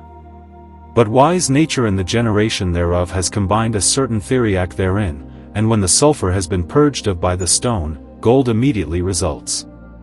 Gold alone is free from impurity and is perfectly healthy, like pure blood in a sound body. In its correct sense, theriac or poison is that which is properly called ferment. If the artist stops at the right moment, all will be well, otherwise, the process of fermentation will go too far, and everything will be spoiled. Hence Hamek says that at this stage the ferment may become poison, and the artist must very carefully beware of its smell, for, if he inhale it, it will prove fatal to him. He means to say that if it be allowed to evaporate, the artist will be ruined. This stone, says Morienus, heals the infirmities of metals, as theriac cures the diseases of the human body, hence it is sometimes called poison, on account of its medicinal use. Note, of the union of soul and body with their spirit. At the close of our magistery, when the soul seeks its body, we should see that it is able to unite itself to it, and receive life and activity. This union and composition take place through the operation of the spirit. When the soul is united to the body, it lives with its body forever. The conjunction occurs at the moment of the soul's resurrection, for, though it existed before, yet it could not manifest itself in the body, on account of the defilement and impurity of the body. Hence it lays like a thing dead and useless, and, as it were, buried with its body. But when it is purified and made white by means of our magistery, it rises clean and white, and finds the body from which it had been separated also clean and pure, and so it seeks its body, and longs to be united with it, in order that it may live forever, for it cannot be united to a strange body. If, therefore, the artist does not take care, it will seek to escape with its body, and carry it upward, when the whole work will be annihilated, and the end of the experiment made void. Hence the body is called the theriac of its soul when the soul is saved by it and is beatified with it. It is called poison when it is the cause of the eternal death of the soul, through a failure in conjunction by reason of the artist's folly. But if he seizes the right moment to stop the heat, the union is perfected and is rendered indissoluble. In this conjunction the body is spiritual, like the soul itself. Thus they unite, as water unites with water, and body, soul, and spirit are now the same thing, nor can they be separated forever. Because of the insight which their art gave to them, the ancient sages knew all about the resurrection of the body and the redeeming work of Jesus Christ, as also about the Trinity in unity, and all the other verities of our faith. I am firmly persuaded that any unbeliever who got truly to know this art, would straightway confess the truth of our blessed religion, and believe in the Trinity and in our Lord Jesus Christ. Such was the experience of Hermes, Plato, and other ancient sages. But we will now return to the point. We were speaking of theriac and poison. When this stone is born in the coction, it is in the likeness of brilliantly white quicksilver, and is called the quicksilver of the sages. This quicksilver, to be of any utility, must be joined to its body and mortified. It is killed by its body, and therefore the body may be called poison, in the second and proper sense. And as this death tends to healing and glorious restoration, it is, in the same way, designated theriac. So it is with men, death is the means of giving to them a more glorious life. Our poison, or theriac, is thus identical with the above-mentioned ferment, and is the key of the whole work, the form of the sun, and the flower of gold. Hence it is advanced by Zeno, in the Taba Philosophorum, that no body is more precious and pure than the sun, and that no tinging poison can be generated without the sun and its shadow. Whoever thinks otherwise errs grievously, but he who tinges the poison of the wise by the sun and its shadow, the same attains unto the great arcanum. Without this theriac and poison our magistery cannot be accomplished, though, of course, they are not added from without, but form an integral part of our substance. Chapter 6. The coagulum and the milk in the philosopher's stone, and its male and female agents. The terms used in the superscription are some of the most secret phrases of our art, and if we do not know their meaning, we know nothing about alchemy. Some suppose that this stone, when perfect, is related to mercury, as a coagulating substance to milk. For, as a moderate quantity of a coagulum clots a large quantity of milk, so a small particle of this stone, when projected upon many parts of mercury, converts them into silver or gold. This view, however, is a great mistake. If it were true, of what use would the stone be for the conversion of metals which are already coagulated by nature? We say that the coagulation of the sages is that which, in the preceding chapters, has been called the ferment, or the body, or the poison, or the flower of gold, which is hidden in the mercury of the sages when it arises, and that mercury is called the milk. The coagulum is that which coagulates the mercury, and the two are one and the same in substance, i.e., mercury coagulates itself, and is not coagulated by any foreign substance, as you may also see in the case of wax when it is coagulated. Moreover, as coagulum is made of milk alone, but receives the power of coagulation by means of a certain digestion and decoction, so this coagulum which arises in the mercury of the philosophers by means of certain digestion and decoction, receives power to coagulate the mercury in which it is. And as the coagulum changes a large quantity of milk into its own nature, so it is with the coagulum of mercury and its substance. Mercury, thus coagulated, is no longer volatile, but has become the gold of the sages, and their poison. Know that this coagulum is the key of the sages, because when it coagulates the spirit, it at the same time dissolves the body, the coagulation of the spirit and the solution of the body being the same thing, whence the philosophers have laid down that the spirits cannot be contained except with the waters of their bodies. Our gum coagulates our milk, says Rhasis, and our milk dissolves our gum, after which appears the morning redness. When I saw water coagulate itself, says Senior, I was sure that all I had been told was true. This coagulated water they call the male, and they espouse it to a female, whose son he is, and is also his root and coagulation. Female they call the milk which is coagulated, and male that which coagulates, for activity belongs to the male, and passivity to the female. The first part is the fixed part of quicksilver, and the second its liquid and volatile part. Out of their mixture arises the stone. The male and the female, being joined together, become one body. Venerate, says Alexander, the king and his queen, and do not burn them. The male is under the female, and has no wings, the female has wings, and desires to fly, but the male holds her back. Hence the philosophers say, make the woman rise over the man, and the man rise over the woman. So also Rosinus, the woman is fortified by the man. I must repeat that the male and the female are the same in the same subject, and yet have different and even contrary qualities. It is like the male and female principles in any vegetable seed, or the active and the passive principle in an egg. Thus, when the stone first comes into existence, it has in it a mixture of the male and female principles, but at first it is liquid, fluent, volatile, bright, and capable of coagulation, i.e., female. The coagulum in its womb is solid, permanent, fixed, and produces coagulation in the other, i.e., is male. The female that flees is passive, white, and easily caught by the male that pursues is red, and seizes and holds the female with great strength. Similarly, the sages have compared the two principles in our substance to an old and a young man, because the color of old age is white, while that of youth is ruddy and bright. Hence Rhasis, the stone of our science in the beginning is an ancient and in the end a boy, because it is first white and afterwards red. They have also given geographical names to this substance, calling the humid principle the Egyptian, and the dry principle the Persian, Egypt the house of humidity, and Persia the house of dryness. The Egyptians, says Melvicindus, need the help of the Persians. All putrefaction takes place in humid substances, but the end of putrefaction is dryness and incineration. The putrefaction begins in Egypt, but its end is in Persia. They have also described our substance by saying that the white female has the red male in her womb, and is in the travail throes. The coagulation will then be the accomplishment of the birth, that which was within now coming out, and that which is flexible becoming fixed. Such are a few metaphors under which our substance has been described. Chapter 7.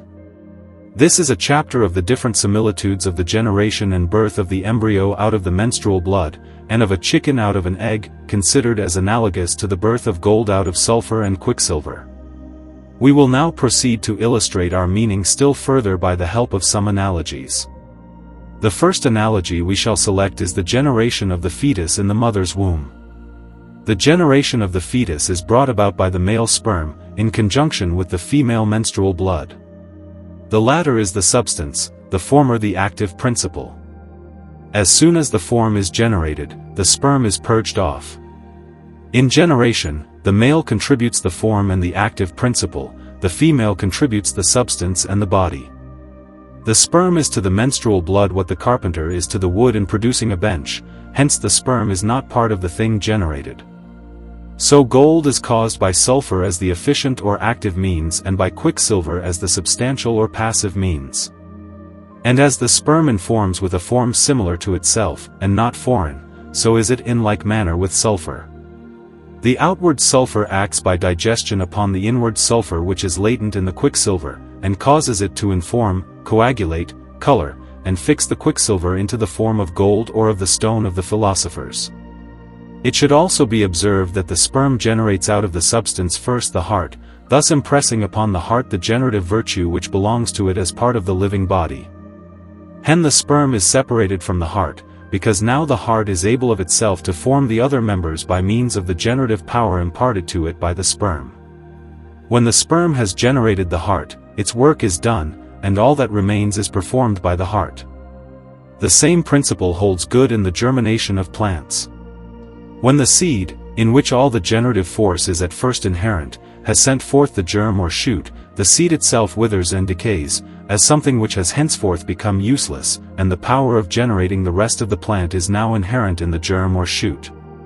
When the germ has once been formed, it no longer needs the seed, but produces leaves, flowers, and seed out of itself. Thus the germ is, like the heart, generated and then separated from its sperm. In the same, we declare that the outward sulfur generates out of the quicksilver a certain sulfur which is like the heart, and to which henceforth belongs all the generative force of the outward sulfur. Thus, the outward sulfur, being no longer needed, is purged off. The sperm, which in our case is the sulfur, having introduced the form into the quicksilver, by means of the internal sulfur, having done its work, is no longer wanted. You should know that since it is unnecessary for the moving principle continually to keep in contact with that which it moves, provided it has once touched it, as you may see from the case of the archer and the arrow, so the sperm, and the heart generated by the sperm, need not always keep up their connection.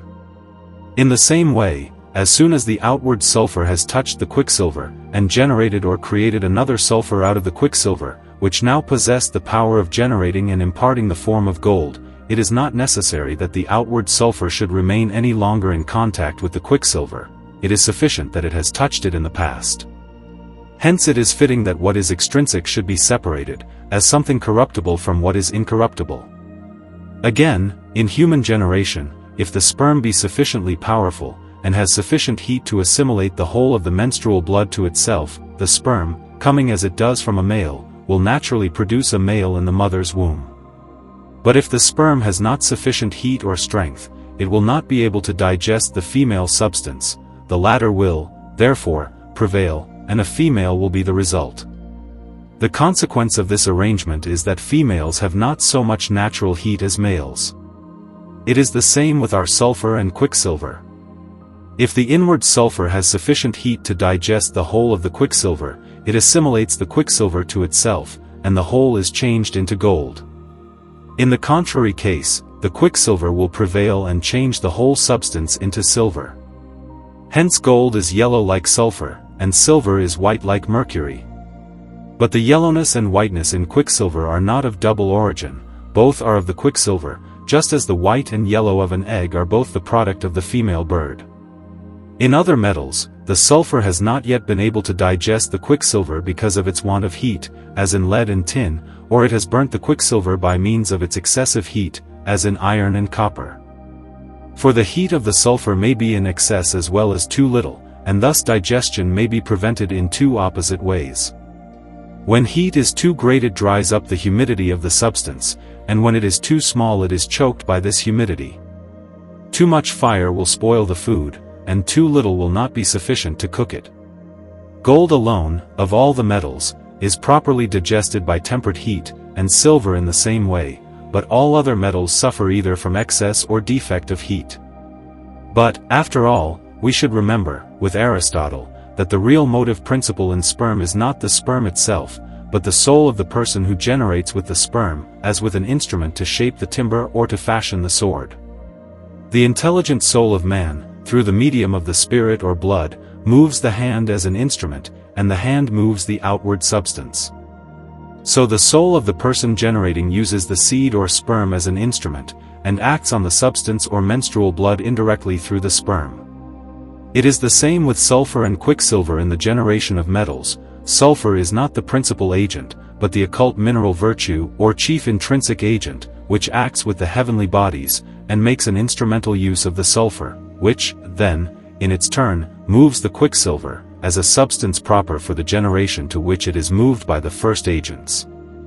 In this art, the soul or intelligence of the artist, wherein are the species and the knowledge, is the real, extrinsic, moving cause, and imparts its purpose to the digestive and liquefactive mineral virtue, which again, in its turn, moves directly the outward sulfur, and indirectly the inward sulfur and the quicksilver. Liquefaction, coagulation and other accidents, are brought about the cold and heat, but the form is produced by the movement of instrumental forces which are themselves set in motion by the intelligent mind of the artist, who modifies, tempers, and aids the action of natural conditions. The analogy of common quicksilver. As the egg of the hen without the seed of the male bird can never become a chicken, so common quicksilver without sulfur can never become gold, or the stone of the philosophers, because without sulfur it has no generative virtue. Again, sulfur without quicksilver can never become gold, or the stone, because it is like the seed and sperm of the male, and there is no generation without the menstrual blood of the female, which is the substance and nutriment of generation. The generation of gold is of quicksilver, and its nutriment, like that of the chicken in the egg, is of the yellow substance, namely, sulfur. Hence the stone is generated of the white, i.e., quicksilver, and the nutriment of the yellow, i.e., its hidden sulfur digested by the action of the outward sulfur through the regulative power of our art. Nature has wisely mingled the sulfur and common quicksilver, the male and the female substance, in metals, for the purpose of their generation. And as everything attains to growth and development by the same principles to which it owes its generation, so gold and the stone must be perfected by the action of homogeneous substances, and not by substances foreign to them. So, also, if imperfect metals are to be changed into gold by means of the stone, even this agent can make use only of that substance in them which is identical with that of gold, while all foreign corruptive elements must be purged off. This means that only out of quicksilver can gold be generated by the mediation of the stone, for which reason the sulfurous elements which are in the common metals are heterogeneous, and must be removed, because they will not amalgamate with it. Those, again, who attempt to prepare our stone out of non-metallic substances are grievously at fault, and spend their labor in vain. The artist who would prepare the stone, must take for his substance neither common quicksilver alone, nor common sulfur alone, nor yet a mixture of common quicksilver and common sulfur, but a substance in which nature herself, who is the handmaid of art, has combined quicksilver and sulfur. The two substances of which we speak are really one substance, and are never found apart. They are capable of developing into gold, and this development actually takes place under favorable circumstances. For we see that geographical situation has an influence in either elevating or degrading animal and vegetable forms. We may conclude that the same probably holds good in the case of metals. Local influences may sometimes be favorable to the development of sulfur and quicksilver into gold, or they may cause the process of development to stop short at one of the imperfect metals.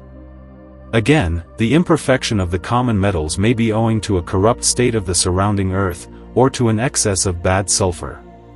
Chapter 8. Refutation of some objections. It is said that copper and iron cannot become gold and silver. How this is possible? The difficulty solved. Many admit that those common metals which are still in a crude and half-digested completed so as to become gold. But, they say it is different with iron and copper, which, through the excessive quality of their digestive heat, have already passed the proper point of temperate digestion, and, therefore, can never be brought back to the intermediate state indicated by gold. It should, however, be observed that there are in all varieties of metal, except gold, two kinds of sulfur, one external and scorching, the other inward and non-combustive, being of the substantial composition of quicksilver. The outward is separable from them, the inward sulfur is not. The outward sulfur, then, is not, in any real sense, united to the quicksilver, hence the quicksilver cannot be really scorched by it. If this be so, it follows that when the quicksilver is purified by the removal of the outward sulfur, it is restored to its original condition, and can be transmuted into gold and silver, whether it be found in tin and lead, or in iron and copper. And we may justly conclude from these considerations that when the philosopher's stone is projected upon iron or copper in a liquefied state, it mingles in a moment of time with all the particles of quicksilver existing in them, and with these only. As they alone are of a nature homogeneous with its own, and perfects them into the purest gold, while all particles of external sulfur are purged off, because they are not of a nature homogeneous with that of the philosopher's stone. For quicksilver always most readily combines with any substance that is of the same nature with itself, and rejects and casts out everything heterogeneous. It does not matter what are the other constituent parts of a metal, if it be a metal, and contain quicksilver, that quicksilver can be changed into gold by means of the philosopher's stone. So we see that, in the case of milk, the coagulum clots only those parts of the milk which are of a nature homogeneous with its own. The scorching to which our objectors refer has taken place only in the sulfur of iron and copper. The quicksilver is not at all affected by this adverse influence, as any experimental chemist will tell you. If we burn or coagulate quicksilver with sulfur, and make from their sublimation what is called uzifer, that is, cinnabar from sulfur and mercury, after the magistery of sublimation, we may separate the substance of the quicksilver from the uzifer, pure and clean, which shews that the quicksilver did not undergo combustion, but the sulfur only. It is the same in the cases of iron and copper, and in this manner the difficulty is settled. This is the end of our golden investigation, extracted from the world of Bonus of Ferrara by Janus Therapus Licinius, the Calabrian Minorite friar. We hereunto append a letter written by Bonus to a friend with reference to this magistery, which may serve to throw still further light upon the subject of our investigation. The Epistle of Bonus of Ferrara. A learned doctor of medicine and of this art, to one of his friends.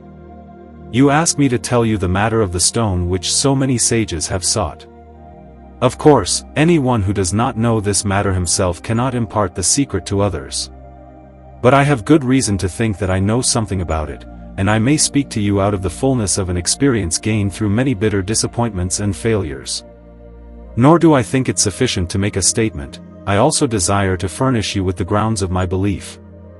I will now reveal to you all that I have said at great length in the New Pearl of Great Price and in my tract against those who at work upon a wrong matter, addressed to Brother Anselm the monk, in a private and confidential manner, and may God help me to speak clearly and in accordance with the truth of our art. You do not inquire after our method of procedure, which is the arcanum and glory of the whole world, as the philosophers testify, but you desire to have the matter of our art made known to you, and this knowledge is in itself an inestimable boon to a beginner. Know, then, that our arsenic or oripigment is composed by nature of sulfur and quicksilver, as it is found in its original natural state. When arsenic is sublimed, it often happens that there comes out of it quicksilver in small globules like grains of millet, as every experimental chemist will tell you. This quicksilver is identical with ordinary quicksilver, which may be seen from the fact that it alone of all metallic substances will mingle with quicksilver, while the quicksilver retains all its own peculiar properties and qualities. Hence we conclude that in the composition of arsenic there is quicksilver. In the same way, we call sulfur the tincture of redness properly, and by virtue of its own nature, quicksilver is the white tincture, as all sages tell us. But if we project arsenic or realgar upon liquid copper, it will tinge that metal with a white color like the whiteness of the moon. This color shews the presence of quicksilver. In all properly purified metals we find the nature of quicksilver rather than of sulfur, for sulfur exists in quicksilver in an occult manner. Common sulfur is specifically different from arsenic, but belongs to the same genus. Similarly, all sulfur, and everything that belongs to the same species with sulfur, has the property of coagulating quicksilver, and sometimes succeeds in imparting to it a red color, and sometimes fails to do so. We said above that when arsenic is sublimed it gives out globules of quicksilver like grains of millet, which is identical with ordinary quicksilver. For this reason the sages have endeavored, by a congruous digestion, to coagulate the same quicksilver with itself, even as gold is coagulated by its intrinsic power. Arsenic, says Geber, has the two metallic first principles, sulfur and quicksilver, combined, and by their means may itself be designated as the first principle of nature, in virtue of their properties and qualities. In the same book he says that the fetid spirit and living water, which is also called dry water, are the first principles of nature. There can be no transition from the softness of quicksilver to the hardness of metals, except in some intermediate substance. Hence neither quicksilver by itself, nor sulfur by itself, is the first principle of nature, but some intermediate matter which contains both. The quicksilver extracted from sulfur and arsenic is, however, more proximately the substance of our medicine than the same sulfur and arsenic when they remain as they are. The arsenic to which Geber refers as the third principle of nature in the generation of metals is a compound of quicksilver and sulfur, and possesses the virtue and power of both. It cannot be properly called sulfur, nor yet quicksilver, and thus it is true that there are only two principles of nature. Nor is this arsenic, which has quicksilver for its matter and sulfur for its active potency, in any sense a thing superfluous, but is a sufficing principle of nature in the generation of metals. Hence the quicksilver of which we speak is not common quicksilver, nor is our sulfur common sulfur, but there is in our quicksilver an occult homogeneous sulfur, and it is by means of this inward sulfur that all our changes are accomplished.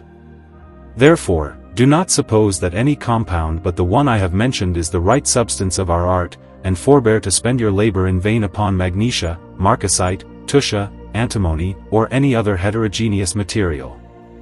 Our sulfur is the vital agent which digests and perfects our quicksilver, but the sulfur of marcasite, for instance, as Geber tells us, is only degrading and combustive. In the separation thereof the quicksilver of marcasite is left dead at the bottom of the vessel, and must afterwards be sublimed by fire. Again, we do not find in the composition of gold, or of any other metals, anything that suggests or resembles marcasite. Though arsenic and marcasite are generated from nearly the same elements, their diversity of form has combined and developed those elements in a widely different manner, since the same substance, if differently digested, receives a different form. This is sufficiently patent from the fact that different limbs are generated from the same substance. As with marcasite, so it is with tuscia, magnesia, and all other like substances. Thus, through many mistakes, and by a process of elimination, we at length, through the grace of God, arrive at the substance which we firmly believe to be the right one. This short exposition must suffice for the present.